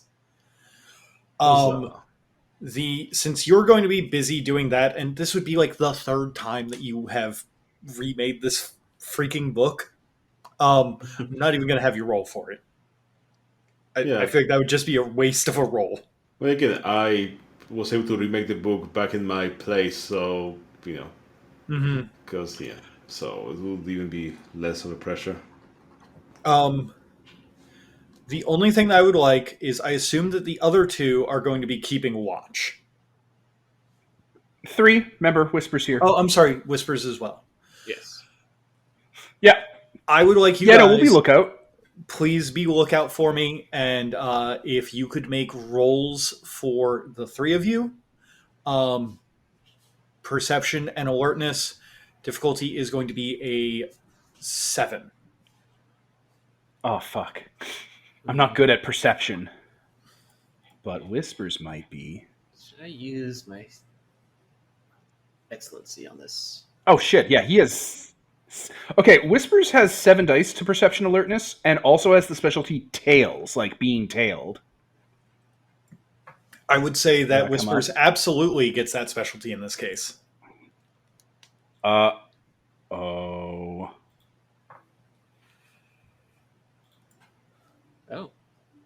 Oh, no, I clicked 10 again. Whoops. I got 1 success. Okay, I'm going to roll for Whispers because they're just so much better than this. 3 successes. Ooh. And then I'm going to roll my 2 dice. No successes, but not a botch. I'm just bad at this. I'm not a perceptive character. Okay. So, what is going to happen is that the security cameras and everything are basically just replacing you guys, just kind of editing you out. They're fine with that. It's a powerful enough computer that it can just do that. lot of stuff for video editing here. It's very, very. I cannot stress enough that computer is very powerful. Yeah. Nice. Also, right now that computer is doing what Nosferatu wish Obfuscate could do, because Obfuscate can't do this. Mm-hmm. Just be a La Sombra, then nothing will pick you up. Right? Exactly. So,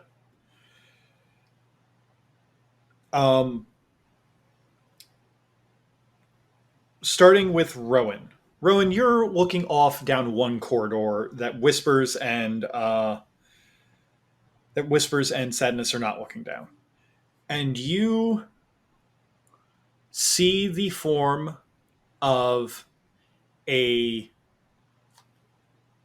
You see like as you kind of like look back, you see a like something kind of not pass by your field of vision, but kind of like catch it as it kind of moves, and you can see you see just the very edge of a red sneaker hiding behind a pillar. So you know that someone is there, and you know that someone is hiding. Okay. That's weird. Sadness, you do not see anyone because you're not very perceptive. It happens to the best I'm of us. just not. Whispers, on the other hand, kind of looks over to you and like nudges you and goes, "Boss, not to draw any undue attention to a little problem here, but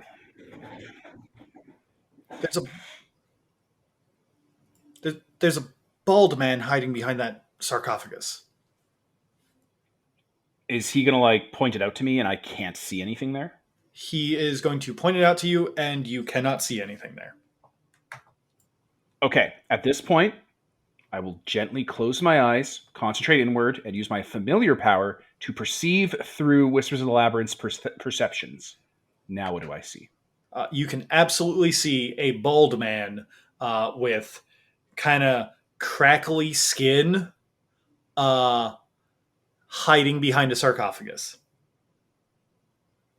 I will open my eyes and look in that direction. Can I see anything? You cannot.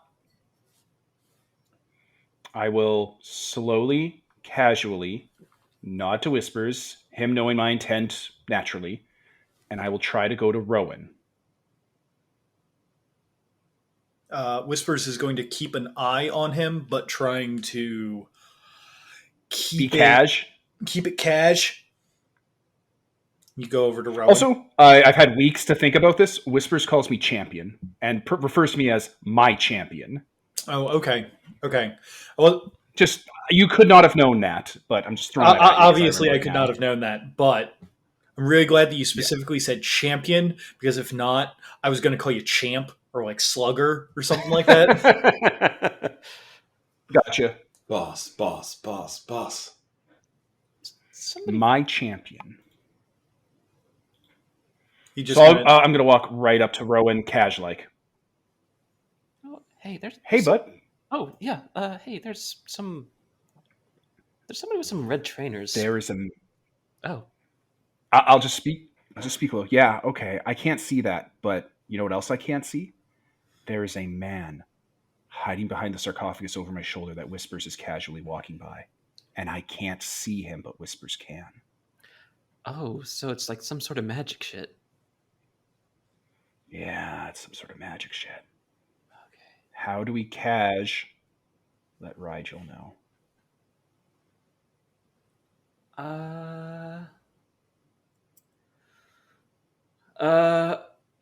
Well,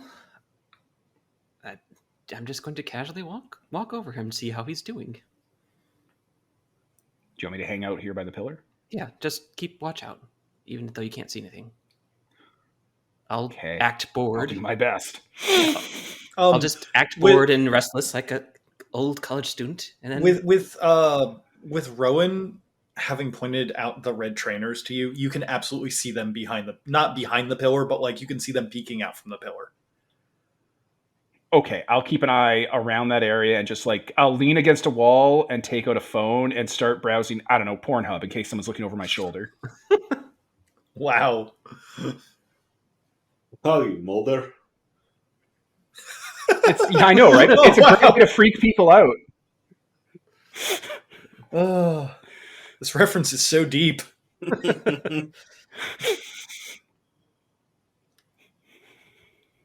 right. So Rowan is going to wait a couple of seconds to not be too obvious, then put on the not difficult act of being a restless 20-year-old, then eventually wandering back over to Rigel.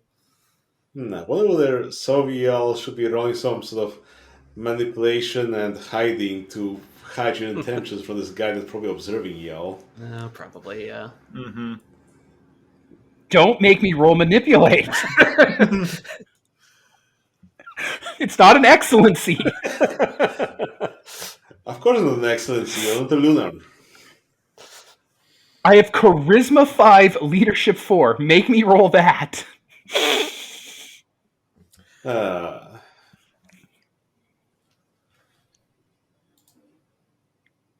I mean, you guys aren't exactly hiding your presence or anything, and Well, they're hiding the intention that they don't see the person, something. Either or. right.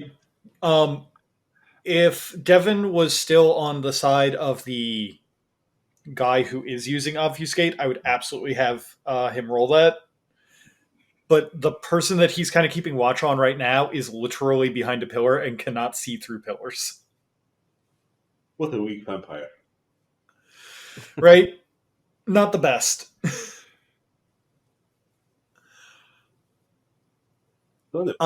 So Rowan goes to Rigel. Hey, how's it going over here? It's going alright. I'm just positioning it exactly how I found the other book. Yeah, it's looking pretty good. So there's at least 2 people kind of looking to jump us.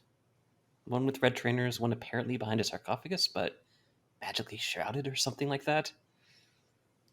It's probably going to get bad soon. That's awful. Yeah. Do you just want to trigger some alarm and just scare them off? Oh, I was asking you for what we should do. I assumed you would know. Sure, we could do that. I mean, what are we dealing with here? Are those people? Are those, muggers? Red trainer guy might be a person, but sarcophagus person can't be seen normally. Like, I can't see them. So, probably not just regular people. Okay, just because it can't be seen normally, that doesn't really narrow it down. Are we doing some mages or something else? He's just going to give you a blank stare. Right. We literally went to you because you're the point man. I guess I'll have to look around and... Okay. I'm going to assume that you're going to look around to near the sarcophagus. Yeah. I'm going to definitely say that would be a perception and awareness roll. Because they told you where to look and everything, like that would be a difficulty 5. It's not going to be hard, but there's a chance it won't work. How about I just ace it and I use my Heaven Tuning calculation to use my academics instead of my alertness, and then apply my excellency on top of that, because I think that's how it works. Yeah, it is. Might as well. Just fucking destroy this guy. Perceive him so much that he becomes unknown in reality and gets ripped up and goes back to the Akashic source. Womp, womp, womp. That'll be 20 dice on difficulty 5, and that's a 9 successes. There it is.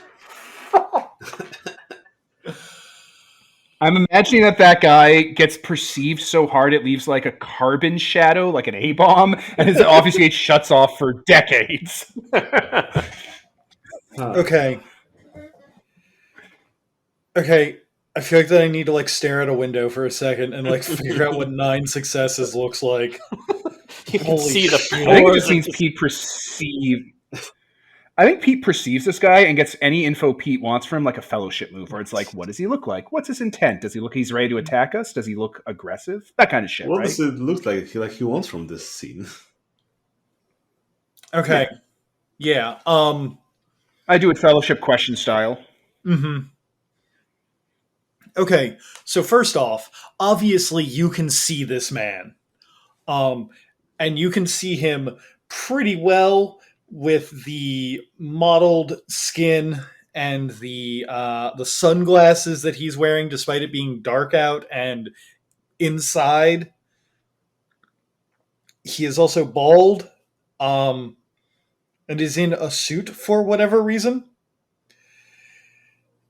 You also notice that he is motioning to someone across the hallway from him as a woman in uh like just a woman in like a not jeez, wow, I'm just stumbling over my words. There's a lady there and she has like a dress that looks like that she would fit in well like at a fancy museum or an art show. Like a gala. Yes. And she is there and she is doing some kind of hand signal back to him. As you're taking all of this in, you kind of remember that Rowan mentioned behind you, and you kind of just give a quick glance and you see that there is a dude who kind of like, and Sadness would see this because this guy is very bad at hiding, but you kind of remember about it and like look back and see that there's another dude on that side who kind of like peeks out and like realizes maybe not that he's being watched, but people are still there. And what other questions do you want about them besides the fact that you know that there are 3 people, and I will tell you this right now, there are not more than 3 people in here. Okay. What obvious supernatural tales they have, other than someone has a skin of a snake, basically? I'm guessing. Snakeskin for the one guy. The wearing sunglasses at night, I should mention, are for the lady and the man by the Egypt Museum. So that gives you like something's off about them. Um, and the tell on the dude behind you is that he is like extremely pale. Like will start actively reflecting any light that you shine at him kind of pale. Irish pale. Yes. Ah. Anything else? Because like 9 successes, what do you want, bud? I guess what direction do they want to go? Like from what I can tell, I guess. Okay. The one that's interesting to you is dude man behind you has literally been eyeing you the whole time, and specifically the book. Ah. The other 2 appear to be way more interested in the Egypt stuff. Specifically, there's a sarcophagus near them. Okay. Anything else we want to know, guys? That's probably good. So just to clarify, there are 3 people. One is a woman in a fancy dress. One is a dude by a sarcophagus who looks like a snake man, and one's a dude in red sneakers who is super pale. Yes. Okay, then I understand the situation.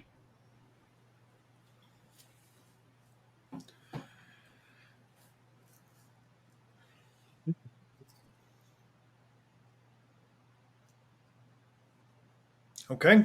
I'm going to take a wild guess here and say that you put the book back. Everything's all ready to go. Do you guys want to...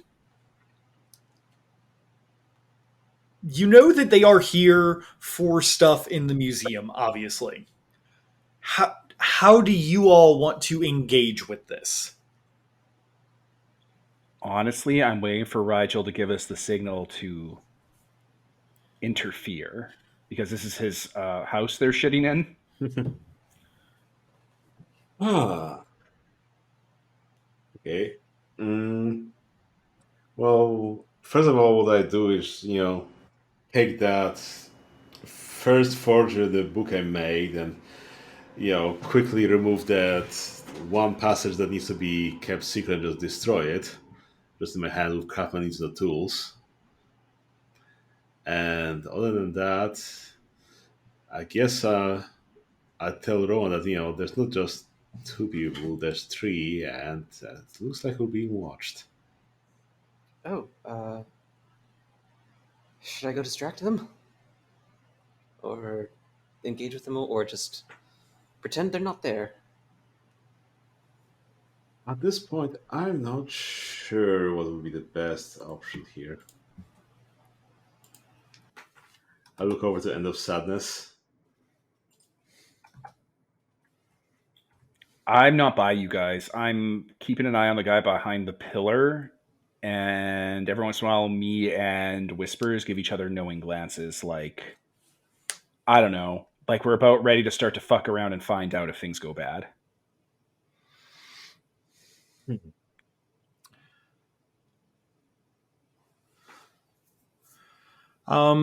How careful are you guys being about your words and how loud that you're talking to each other to figure out what you're doing? Because I want to see if maybe they might have a chance to perceive that you all know that they're there. Sounds like a When I was talking to Rowan, I was talking under my breath, but I fully expect them to have monster hearing, quote unquote, because I'm vaguely aware of monsters existing and them having good hearing. Mm-hmm.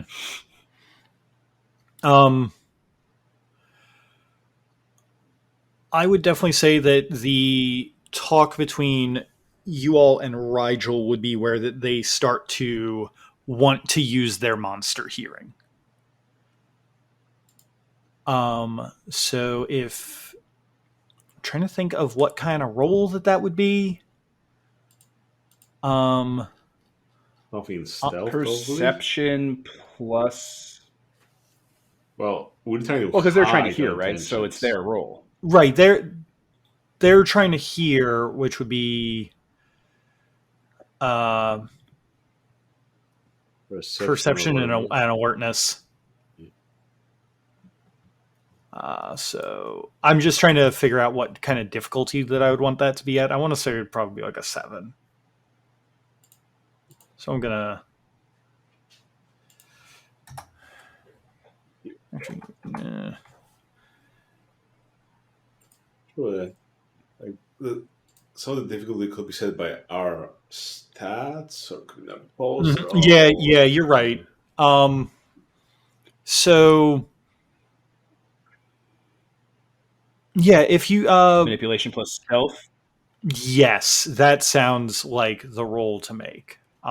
So whichever one of you is kind of leading the chat, if you want to give me a manipulation and stealth or a or something else that might kind of work with that. Yeah, still have my second minute of my excellency and that other stuff, so I could roll out and dominate them if that's what we want. I mean, why wouldn't you want that? Sure thing. So what, difficulty 6 and versus roll, right? Yep. 11 successes. I think that I don't want to say that they have a chance at it, but it is statistically possible. Okay, Doesn't I mean, give like false hope. some of these, I actually managed to roll a 6 on one of these rolls, Nice. which for regular World of Darkness is pretty amazing. But this isn't regular World of Darkness. These are exalts. So yeah, you all are good enough at talking to each other and keeping your voices down and not drawing attention to yourself that they don't notice that you notice them and are basically able to just discuss your plans, not super loud, but you guys are able to like kind of huddle together and figure out what you want to do without them getting a heads up on you.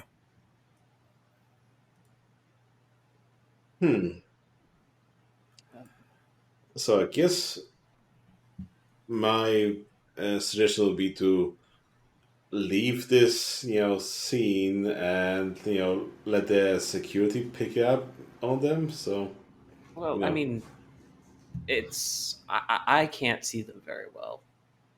Will security be able to see them? This is where you work. They're probably going to steal something. Isn't that bad? Should we? We'd basically be letting them steal it. Well, we could activate the security alarm just as we leave, I suppose. Oh, okay. Yeah. Okay. Yeah, that sounds good. Because then at least that would spook them. Out of character, though, don't we want to get into hijinks? Yeah, I'm assuming that activating the security alarm will start the hijinks. Wait, what kind of hijinks would you guys want? Confront these guys, spook them, make them scramble to figure out what they're doing, yelling back and forth, shooting sometimes. It'd be awesome. Just a fucking mess. Okay. I just don't know how to get there if we're just going to turn off the security system and leave. I mean, both are completely legitimate answers. With you having taken out the security system and it just erasing you guys from here, you can literally just do whatever, and so long as actual guards don't come onto the scene, like you kind of have a get out of jail free card here. There is no physical evidence that you were here and causing a ruckus. Plus, and I just want to point this out there, I have access to the mainframe computer for this place, which means I have the HR files, which means I have the phone number of every security guard working today, which means I can simultaneously have phone calls sent to them telling them that various relatives are in the hospital, so they all bail at the same time, so there are no guards here to interrupt us. That'll be an interesting security problem. Just saying. Just saying, if we needed to clear out the mortals. It's exciting to see, this would be like the first meeting, well, maybe not the first, but see actual magic folks, We got to see Nessie, and now we get to see magic folks, yes? You actually maybe saw magic folks earlier. Well, true. Yeah, you already met those magic folks, so it doesn't count. This would be a magic folk we meet all together as a group. You already met your parents. So that's how we're counting it. But you already met them. They're a known factor. Your parents. I did kind of lump them in with your magic. I'll text to you on your phone. I'll text that to you on your phone, because that's, I guess, how I'm keeping in touch. I'm texting you. Yeah, a little hard to volume control auto-tune. Okay.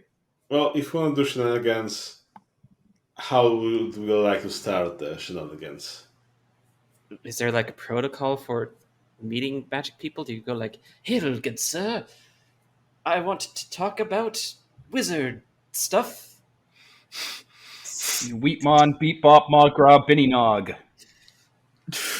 Meet me on the full moon of the 7th hour.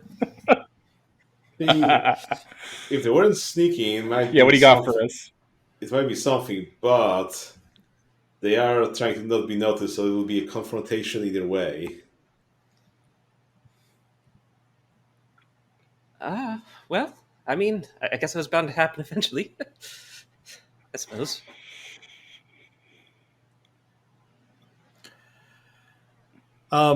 So as you guys are talking, and Pete is kind of keeping the eyes on these people. Every now and again, you look over to on the Egypt side, and they are very much like kind of like hushed yelling across, kind of being like, "Yo, are you gonna start? No, you fucking start. No, you, no, you. There's only two of us, and there's three of them. Yeah, but like we can totally do this, right?" Hey, they don't know there's a third person there. They do not. They do not. Is this a There's double? 4 of us to 3 of them. Oh, I'm sorry. There's 4 of them. I keep forgetting about whispers. I'm so sorry. It's not. It isn't our problem. It's going to be your problem because Whispers has specialties in mauling. There's 4 of them, and there's only 2 of us. We're totally outnumbered. Yeah, but they're like mortals, right? I mean, yeah, that one just works here. Of course, he can mess around with it. Yeah. It's a double reverse heist. Hey. And you kind of see them like rock paper scissoring. I think they want to come for us. At least confront us. Oh. Okay. Well. All right. Seeing that you guys are focused on the 2 characters there, I'm going to saunter over to the pillar where the red shoes is slowly, and I'm look like I'm going to walk past it. Where the snakeskin is, right? No, by the red shoes. Snakeskins by the sarcophagus. Oh yeah. Yeah, Snakeskin and Fancy Woman are in the Egypt section. They're the real vampires here. I'm going to go hang out with Sneakers, who doesn't know how to do an obfuscate.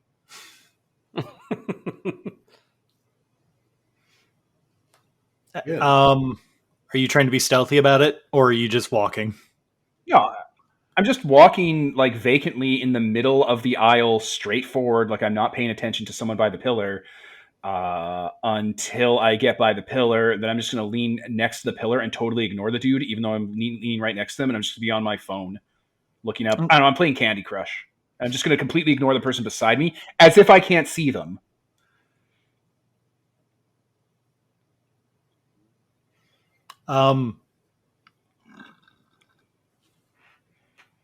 This person that is beside you, as you start walking up, as you get by the pillar, the red shoes have moved, and he is now on the opposite side of the pillar from you.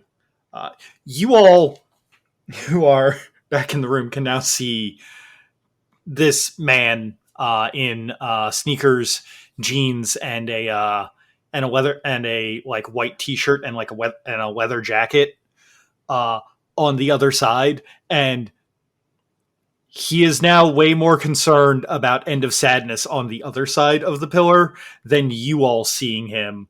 But if at any point your gaze meets his, he is going to basically like engage, if that makes sense.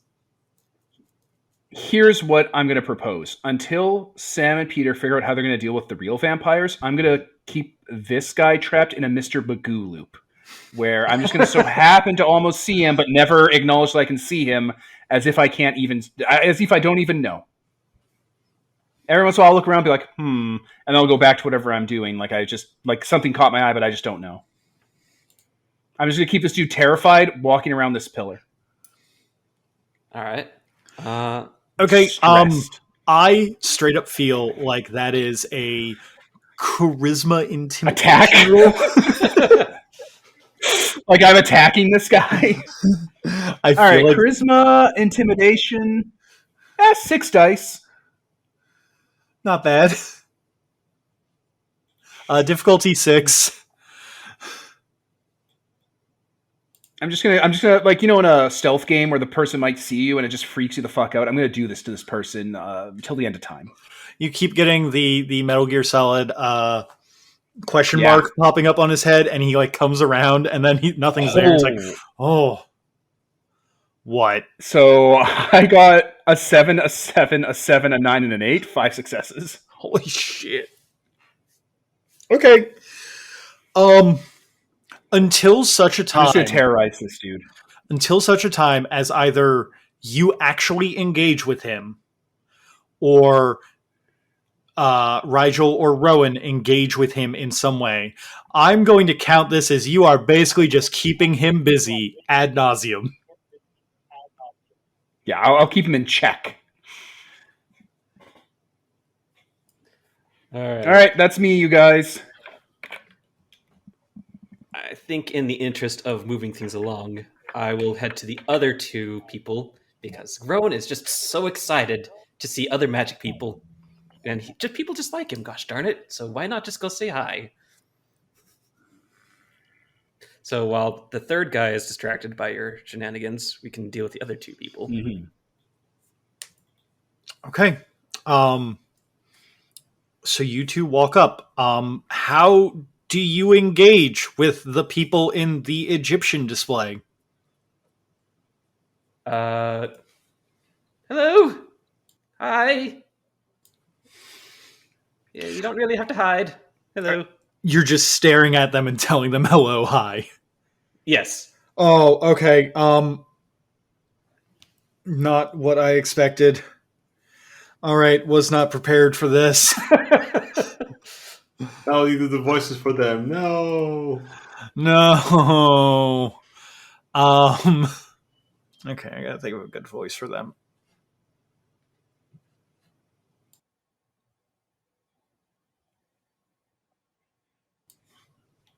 So, the man with the mottled skin kind of looks to you and just goes, "Yes, hello, how can I help you?" I mean, I was just going to say hello because I can't really see you very well, so it's exciting, right? Yes, it's quite exciting that you can see us. Is that a problem? Are you, like, permanently mind cloaked or something? Is that something that happens? Oh, that's fantastic. You should not be able to witness us. It took a bit, I will admit. I had to have some help. But, what you doing? You're kind of looking straight at us, and it's a little unnerving. I don't know, I've gone south, but... The curators were not supposed to be here after hours. We are concerned. About the Curitas?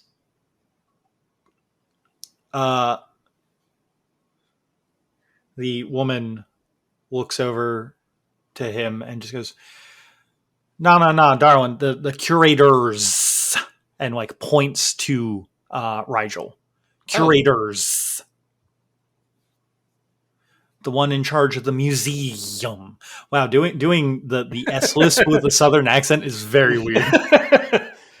Well. Jeez. Well, I mean, that sounds kind of shady, I'll be very honest. Why are you not liking the curators? Or goodness, the curators.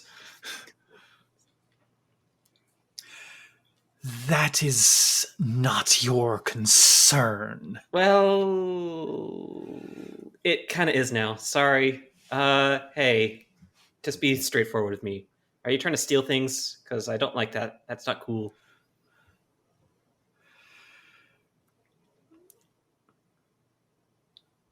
Now listen here. We don't steal. We are. It's like playing a game of take backsies. these were stolen from us. So we're taking them back. That's fair. And they're like literally motioning at the whole Egypt display. Oh. Yeah, I do kind of know about that. He looks very nervous all of a sudden. And their spirits are kind of upset sometimes about that. At least the powerful ones there. But I don't know. He looks over to Rigel, kind of like, help.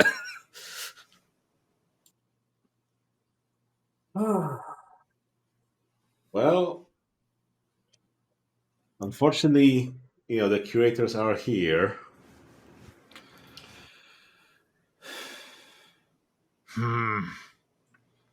The man looks to you, and you can see for a moment that he, flicks out a forked tongue and kind of stares you down for a moment.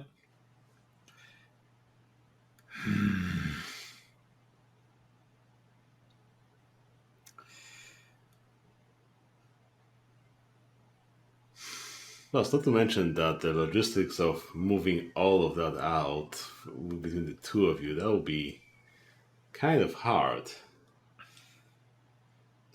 So what's your operation here? We are returning the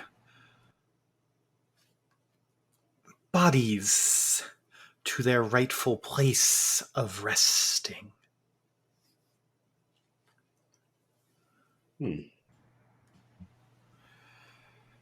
Well, yes, as I said, the logistics of that would be kind of hard to do with just two people. You underestimate what two people can do. And you can kind of see like a surge of like the sky looked a little pale before, but suddenly there's like a flush like there's a little bit more life in his face as he kind of grabs the sarcophagus and begins to, now granted this is with a little bit of struggle, but like one hand lift it up. Oh. See. Ooh. That looks dangerous. It looks like it's going to scrape across everything. Can you... Well, now two people with this kind of strength would obviously be enough. Now we'll just be taking these bodies and moseying on out of here. Are you going to replace them with anything, or are you just stealing them? They look honestly confused at this question. And the woman answers, well, I mean, would you prefer that we replaced the bodies with new bodies? I mean, not new bodies, but like, you do realize that if you take an entire sarcophagus from the British Museum, it's going to be all over the news for the next year, and you will be hunted and murdered down by people. You do realize that this is a stupid, idiotic plan, right?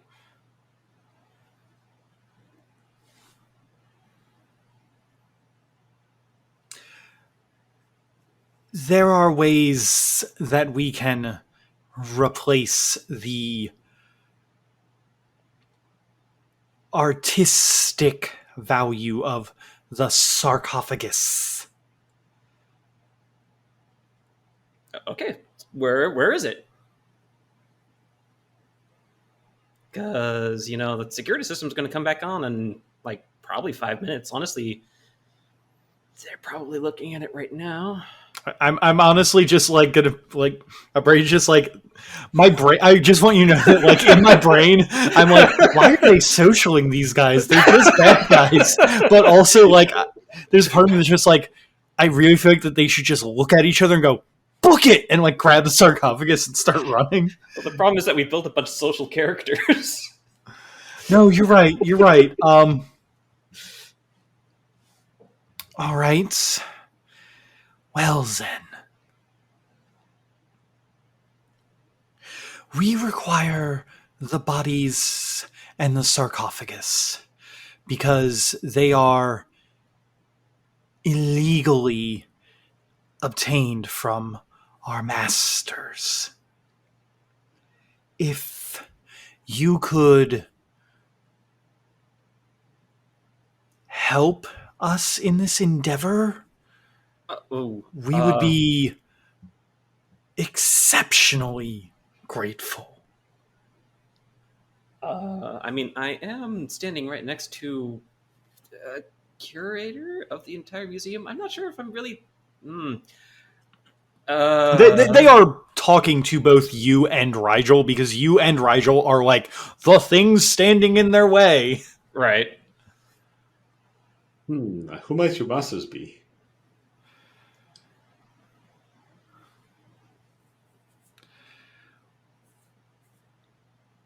Our bosses are many heads of the Hydra.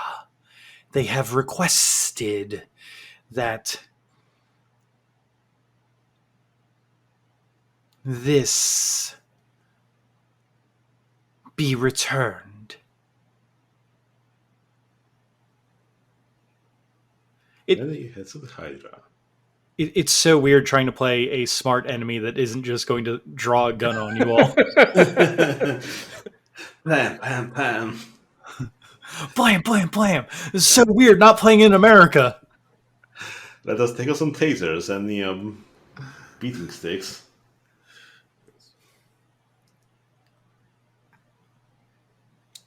So, I'm going to let you guys know right now. You guys can either offer to help them, or they're going to start attacking. Like, this is a binary decision right here. You're either going to have, like, a weird plot line where you guys are actually helping out these guys, the snake men, or they're going to start blasting. Now all they need to do is just, state whatever they want in the form of a wish, and then, End of Sadness ears will perk up. Oh no! Would absolutely take these chumps.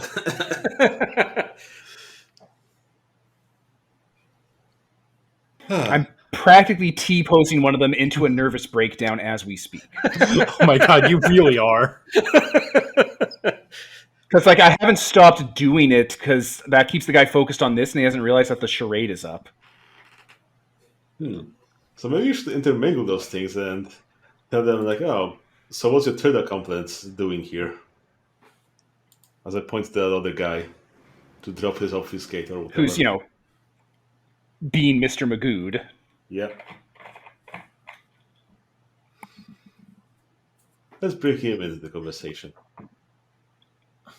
You guys are going to bring the guy who's being Mr. Magooed into the conversation? Yep. Okay. And End of Sadness. They can watch that. They're seeing that happen now that they're paying attention to it. It's a nightmare. I'm like, I'm scaring this guy. It's a nightmare. There's a point where this guy, after probably like the 25th roundabout the column, he realizes that there are two obvious Setites, a lunar and a solar, which he doesn't know what the hell those are, but two dudes who are staring at him as that he continues to go around, and he just kind of goes, "Oh, fucking jeez, really? How long have I been armor?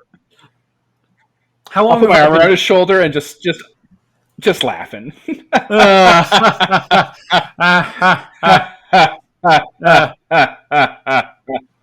At this point, I need to point something out to you guys. I'm sorry. Uh-oh. I have demonic primacy of essence, which I'm just going to read the description. The infernal garbs herself in hellish authority. All lesser wicked things are like writhing worms or mere grains of sand cast before her, and instinctively recognize this imbalance. This means that on any creature of darkness, like these stupid fucking vampires, I get -2 to all social rolls. Just like Sam does. Just that's the flavor of it. They recognize that they're beneath me. Oh boy. And I get off that unholy aura. If any of them believe in Christ. It's specifically Christ or a religion? No, it's not specifically Christ. They need to have faith. They have to believe in something to know that I'm here.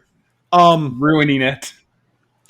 The southern-sounding lady with the lisp recoils in horror at you.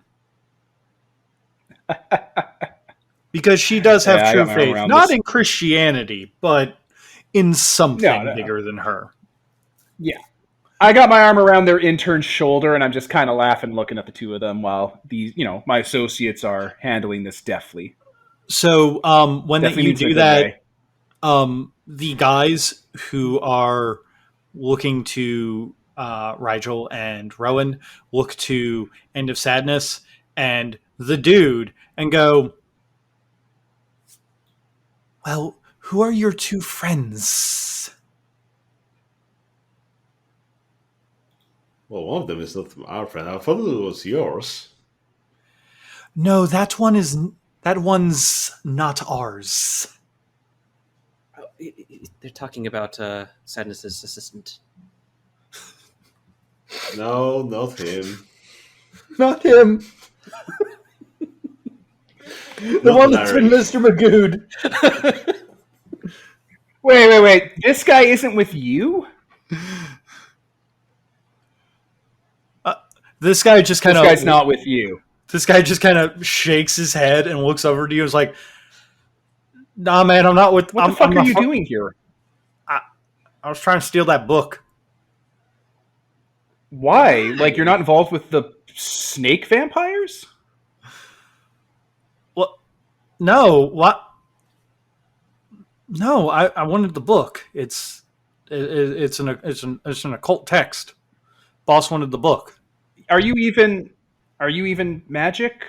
Are you anything? Are you just a guy? I mean, I can do some magic. No, like, oh my god, what magic thing are you? Okay, he looks to you. Goes, okay, you're gonna have to give me a second here. Oh my god. Can you roll me perception and alertness, difficulty 6? Is he trying to act against me? Because that is not going to go the way he thinks it will. Perception plus alertness? Yes. Okay, 2 dice. Oh boy, ooh-wee. What a season. I got a 3 and a 10, so 1 success. All right. You see him look to you and just kind of goes, all right. And he takes a moment and kind of goes, so they're not my friends. I've never seen them before. But you know what you have seen before? And he kind of like goes to put his hand friendly on your shoulder. And as it touches, he leaves it. He pulls out the King of Hearts. Is this your card? Okay, so... All right, that's really great. You know what? That's great. Are you a vampire, though? I just want to double check real quick. What if I say no? Wait, what if I say yes? Tell me if you're a vampire. What happens if I'm not? I will continue to squeeze him around the shoulder a little more. Tell me if you're a vampire. What happens if I am? Tell me if you're a vampire. This isn't a negotiation. This is not... Look where you are. Look what's happening, buddy. Look at me. Hear me. Hear my voice. Feel my grip on you. Come on. Put this together. But you haven't answered my first question. Because I asked first, expecting a dutiful I'm expecting a dutiful answer. I take that card. No. Yes. Okay, that's great. That's fine. Tap him on the shoulder. That's all I want to know. Jesus H. Christ, don't make it hard next time. All right, what are we doing with these two assholes? Okay, but you're not supposed to ask those questions. That's breaking a bunch of rules. There are no rules now that you work for me. What? I don't work for you. Yeah, I've adopted you. Don't try to run. It won't go the way you think it will. Trust me, we're going to get along fine together. Oh, You almost got yourself fucking killed today. You almost got yourself killed right here. I've adopted you because your life belongs to me because you almost wasted it. All right? I'm going to teach you how to do this proper. Jesus H. Christ. I was Mr. Magooing you for half an hour almost. God damn. Anyway, what are we doing with these two a-holes? What are you all doing with those two a-holes? I don't know. Are they trying to rob your museum, Rigel? Yes. Well, don't fucking let them unless they give you something for it. Come on.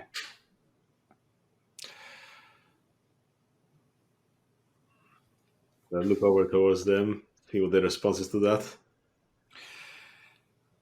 We can get you many things. We have connections.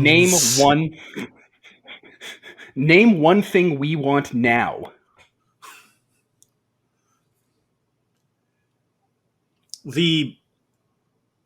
Are we allowed to have a huddle? Yeah, we'll allow a huddle, obviously. We've been huddling the whole night. Okay. They kind of like get dickheads. together and they're like, I don't know, that one looks really rich. Like, he doesn't look like that he cares about money. That money is literally just an object that he plants in the ground and then it grows more money trees. Yeah, money. I think we should huddle up. Yeah. We will also huddle up together as well, including my new intern.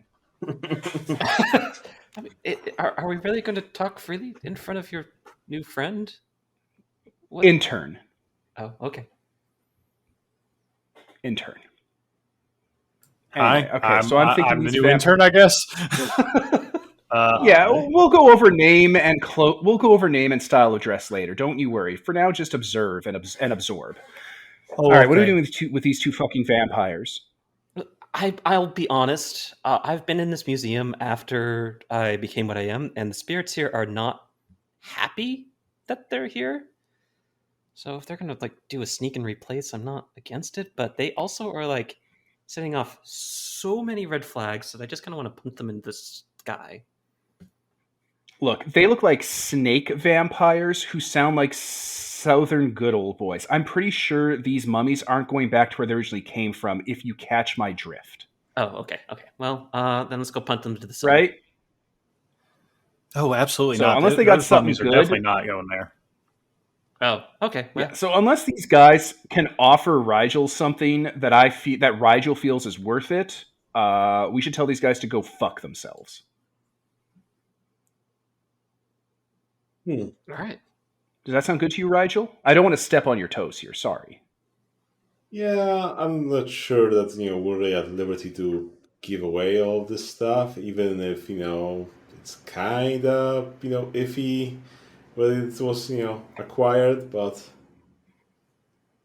I'm not super looking out for the museum here. I'm super looking out for you here because you seem to own this place. So that's kind of my stakes here. I think all this stuff should be sent back to originally came from this place, burned to the ground. But that's a different story. I'm not there right now. Yeah. Well, if you want to make some enemies today, I guess. You can only make enemies of the people you can only make enemies of the people that survive. We have finished the huddle. Okay, so Yeah, I think we wrapped here too. Sorry, didn't mean to speak over you, Sam. No, it's the stupid lag. It is. It's really the lag. Listeners, again, some of us are in different parts of the continent, and it's real fucky. So it'll get better in a few months' time, but you have no perception of that because of how these episodes air.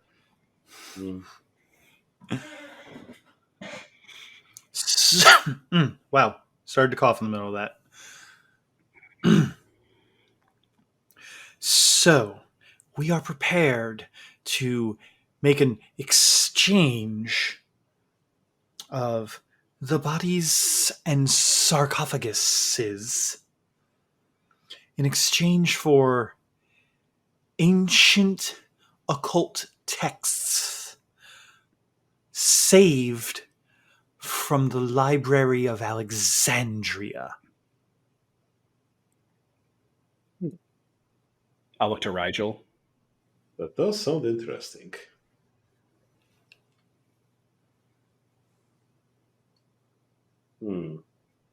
Well, see, if you'd like to move it away without everybody knowing, you need a little bit of more preparation than just doing it tonight.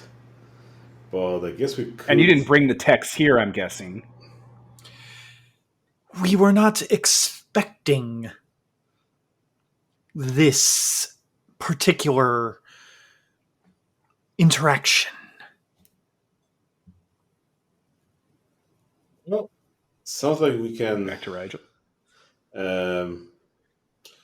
Look into this deal and do some preparations. And if your offer is good, then we can probably help you remove the sarcophagus from the museum and so on without raising suspicion.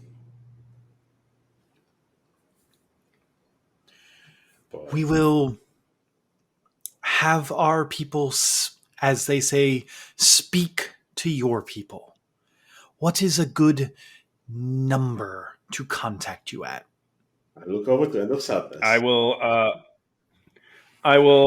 take out a card and give it to them. The card is that same number that's on all the posters all around London. I don't want to give him a It's a rat. helpline for the cult of Typhon. No, it's not a rat, it's just a card. I'm not giving these assholes one of my rats. Those are my friends.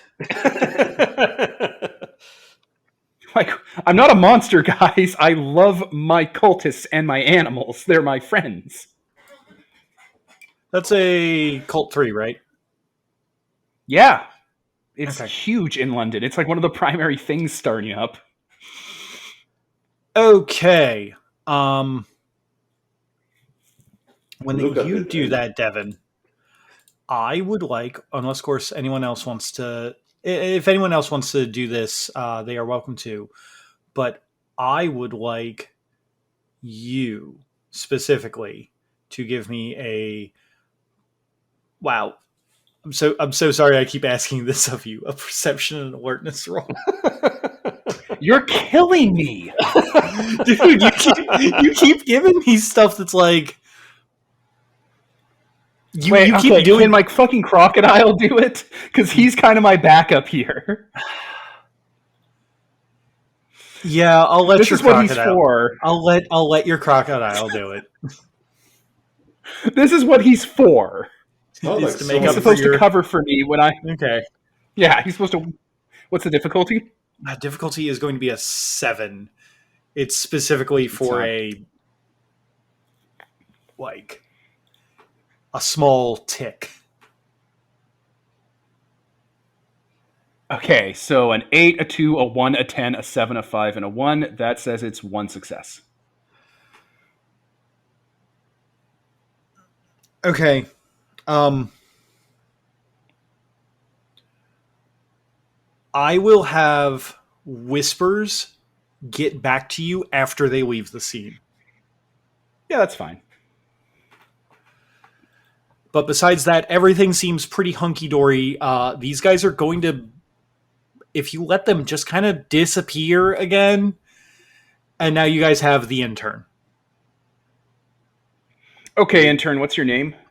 So the Sithites don't make a remark that the symbol of the Typhoon looks exactly like their symbol. So that's actually what I was about to get back to.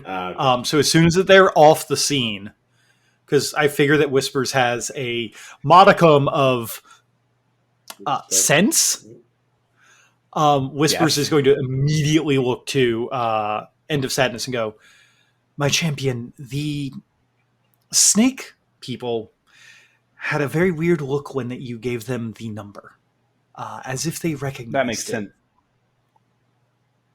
I mean, that sort of tracks. I guess the Sneeple could have seen our posters around town. Sneeple. Yes. Wow, I can't stop the S now. Jeez. Yes. I mean, he's a crocodile. It's very Yes. easy. Well, it seemed a little off kilter. Not normal. We should definitely keep an eye on them. That's good advice. I'll take it. I'll take it. Sure. Okay. You After that, you coordinate with Despair 7 on that. it will be done, champion. And then I'll turn my attention to the intern. Well then, hi. How are y'all doing? I was here to pick up that copy of the dissertation on the 8th and 9th. Boss asked me to come and grab it. Why are you so garbage at hiding compared to the other vampires? Well, I don't know. Why do you... And, like, he points at you guys in the order of...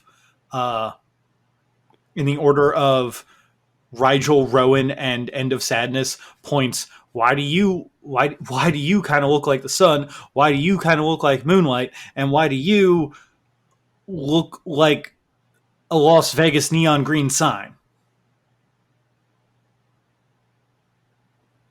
Do you have some sort of like second sight power? Is that what you're trying to get across to me here, buddy?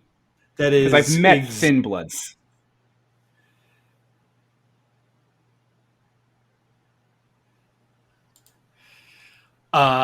Yes, that is the implication here.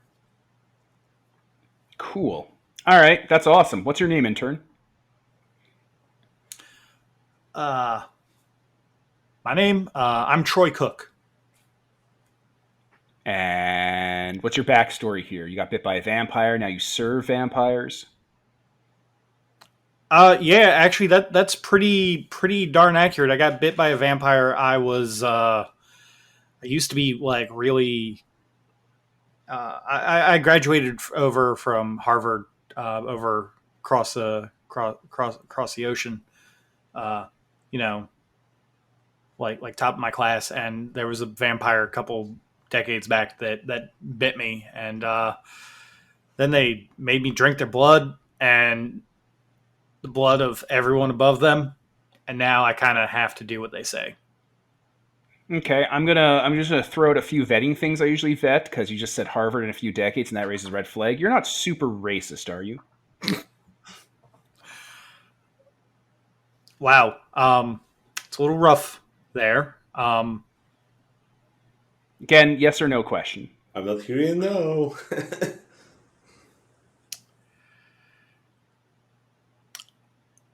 I've said things in my past that I am not proud of, but I am doing better. Okay, all right, that's promising. Cool. And you're not like a serial murderer, rapist, vampire. You're like a cool vampire that like tries to keep it in check. Tries to keep it in check. You understand the only reason I'm letting you all know this is because that you clearly outnumber me 4-1, and I have a survival instinct, right? Yeah, I know. That's why we're doing it. Right. But I just wanted to make sure that, like, if this ever gets back to my bosses or their bosses, that, like... No. Right? Yeah. You don't understand. Your bosses are dirt. You work for me now. I'm going to take care of you. Okay, this is definitely looking more and more like the pyramid here, so... Here. Let me ask you this. Do you like having your bosses all like make you suck their blood and make you obey them like you're some sort of slave? Do you like that? I mean, not particularly. Cool. Say this sentence in front of me. I wish that I was not being influenced by outside forces supernaturally. Say those words. That's a very hyper-specific combination of words that you have just asked me to do. Just roll with me. Come on. Be a buddy. Be cool. What's not going to happen? he turns to Rigel and he goes, "Listen, my boss says that there used to be a genie somewhere." Yeah, used to. Listen, man. Who's your boss? You know what I watched when I was doing my studying to keep on some background noise? Wishmaster. You know what sucks? Wishmaster. You want to be in a crapsack genie world? I don't. Just say the words, dog.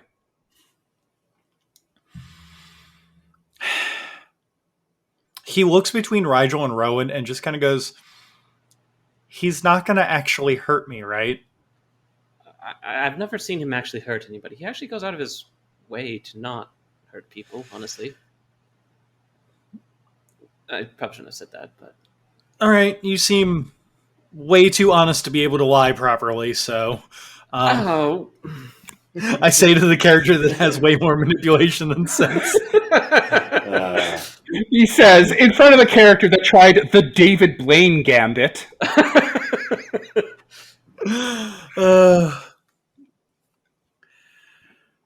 I wish that I wasn't being influenced supernaturally. Yeah, just keep going. You're good. You're good. Keep going. What was actually the rest of the thing? I wish that I was not being controlled or manipulated by outside supernatural forces. I wish that I was not being controlled or manipulated by outside supernatural forces. Okay, give me like 10 heartbeats. That's hyper specific, but okay. Okay, now I'm glowing at this point because I've spent 3 essence. Oh, he does not like that.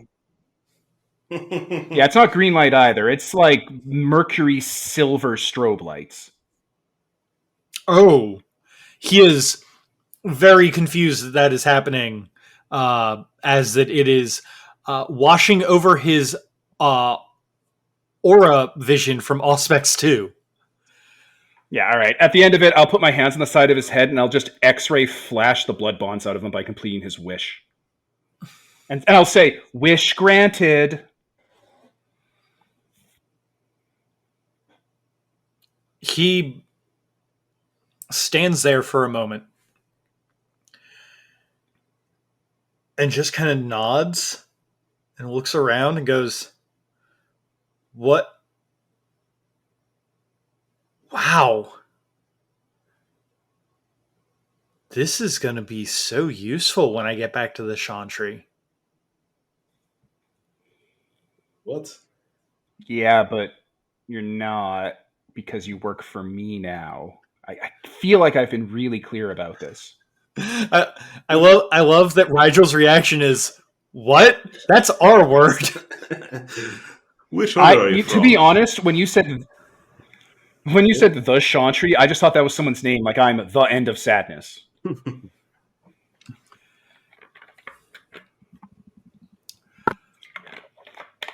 All right. Rad. What do you want us to, what are we doing now? You're going to tail us as we wrap up this little adventure we're on here, and then we'll get you back to a place to stay, and we'll hook you up with a bunch of stuff, with a bunch of cyber demons. It's going to be great. You're going to have your own pad and everything. Do we want to do a smash cut now, and then we'll come back to the parents and so on with a new friend that is from some chantry, and so on, so on. Yeah, that sounds like a... Oh, man. I did not plan for this. This is what happens with Exalted. I was going to say, this is what happens when you have a group that wants to social everything. Oh, social right? characters. It is... I'm not saying that it's bad. I'm saying that it's very different from how that I am used to dealing with Exalted. I mean, a drop of a hat, we could have gone full on fuck the world and destroyed this museum. Rats were going to start being thrown into people's eye holes just all over the place. It was going to be great. Oh no. My plan for a fight is just lie down and let it all happen. And maybe you should do I'm just imagining Pete lying. Go on. Imagine Pete lying down with like hands behind his head. Just like staring at the ceiling, being like, "Well, this is my life now." Okay. I guess we would probably smash cut back to the parents, and then I guess we'd pick up that next week Sounds good. when Holden's back. I'll get some basic info from Intern and fill them in on the deets about the Cult of Typhon, the Children of Typhon, End of Sadness, Despair 7, the End of the World, general stuff, you know? Right, of course. The stuff that you would kind of fill in on the walk back. Well, you can always fill them. Yeah, crash course. If you want, you can always fill them along with the parents if you want to give them a spiel as well. I don't really want to give your parents a spiel because even though I respect them and you, I can't help but suspect I'm being handled when I'm talking to them. Okay. As that was a word that was thrown out earlier, that I'm being handled. That's why the mages didn't fuck my shit up in the basement or in the sewers. So I'm a little more guarded. No, fair enough. Compared to, say, with you and the other Exalts, right? That way I'm also not fucking expositing all over the goddamn place, eating up screen time. Right. Okay. So, is it all? Yeah, I'll give the vampire the fill-in. Okay, so you give you give the vampire the fill-in. I will give you the maybe not exact stats, but the gist of what that he is in a couple minutes, and then it's fine. It's also he gets wishes, every year. It's a whole thing. Yeah, radical. I'll just hand those out.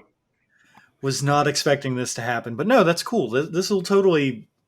This is all very unexpected, but like I can see, like, oh my god, I'm so happy because like I can see like the wheels are moving. We'll have to do a bigger museum heist where we replace all the mummies with fake props. Oh man, it's gonna be rad. You just have to wait for the spirit of Halloween to come in. Spirit Halloween store. Yeah. Oh dear. Holden does mention that since it's been a year since the shit went down with his character, that we're in the fall right now, so Halloween could be creeping on up on us. All right. Does that sound like a good place to end it then? You think? Yeah, Sure. Okay. So, I think the GM starts? Oh, wait, do I have to do this thing? Oh, no, you're right. I guess I would start then, right? Wouldn't I? Right? You've been... No, don't you start, Devin? Because you're the GM. Oh my god, I've been doing this for... No, you're the GM, so the pretense is you start the I was thing. Oh, right. I'm sorry. I'm so bad at this. Okay, so... No, it's fine. I've forgotten already. I was Brendan. Peter. Devin. And Sam. And this was sponsored by nobody. Signing off. This game is a collaboration between A Pair of Dice Lost and Sponsored by Nobody podcasts. You can find us at apairofdicelost.podbean.com and sponsoredbynobody.podbean.com. You can find Exalted vs. World of Darkness over at holdenshearer.wordpress.com.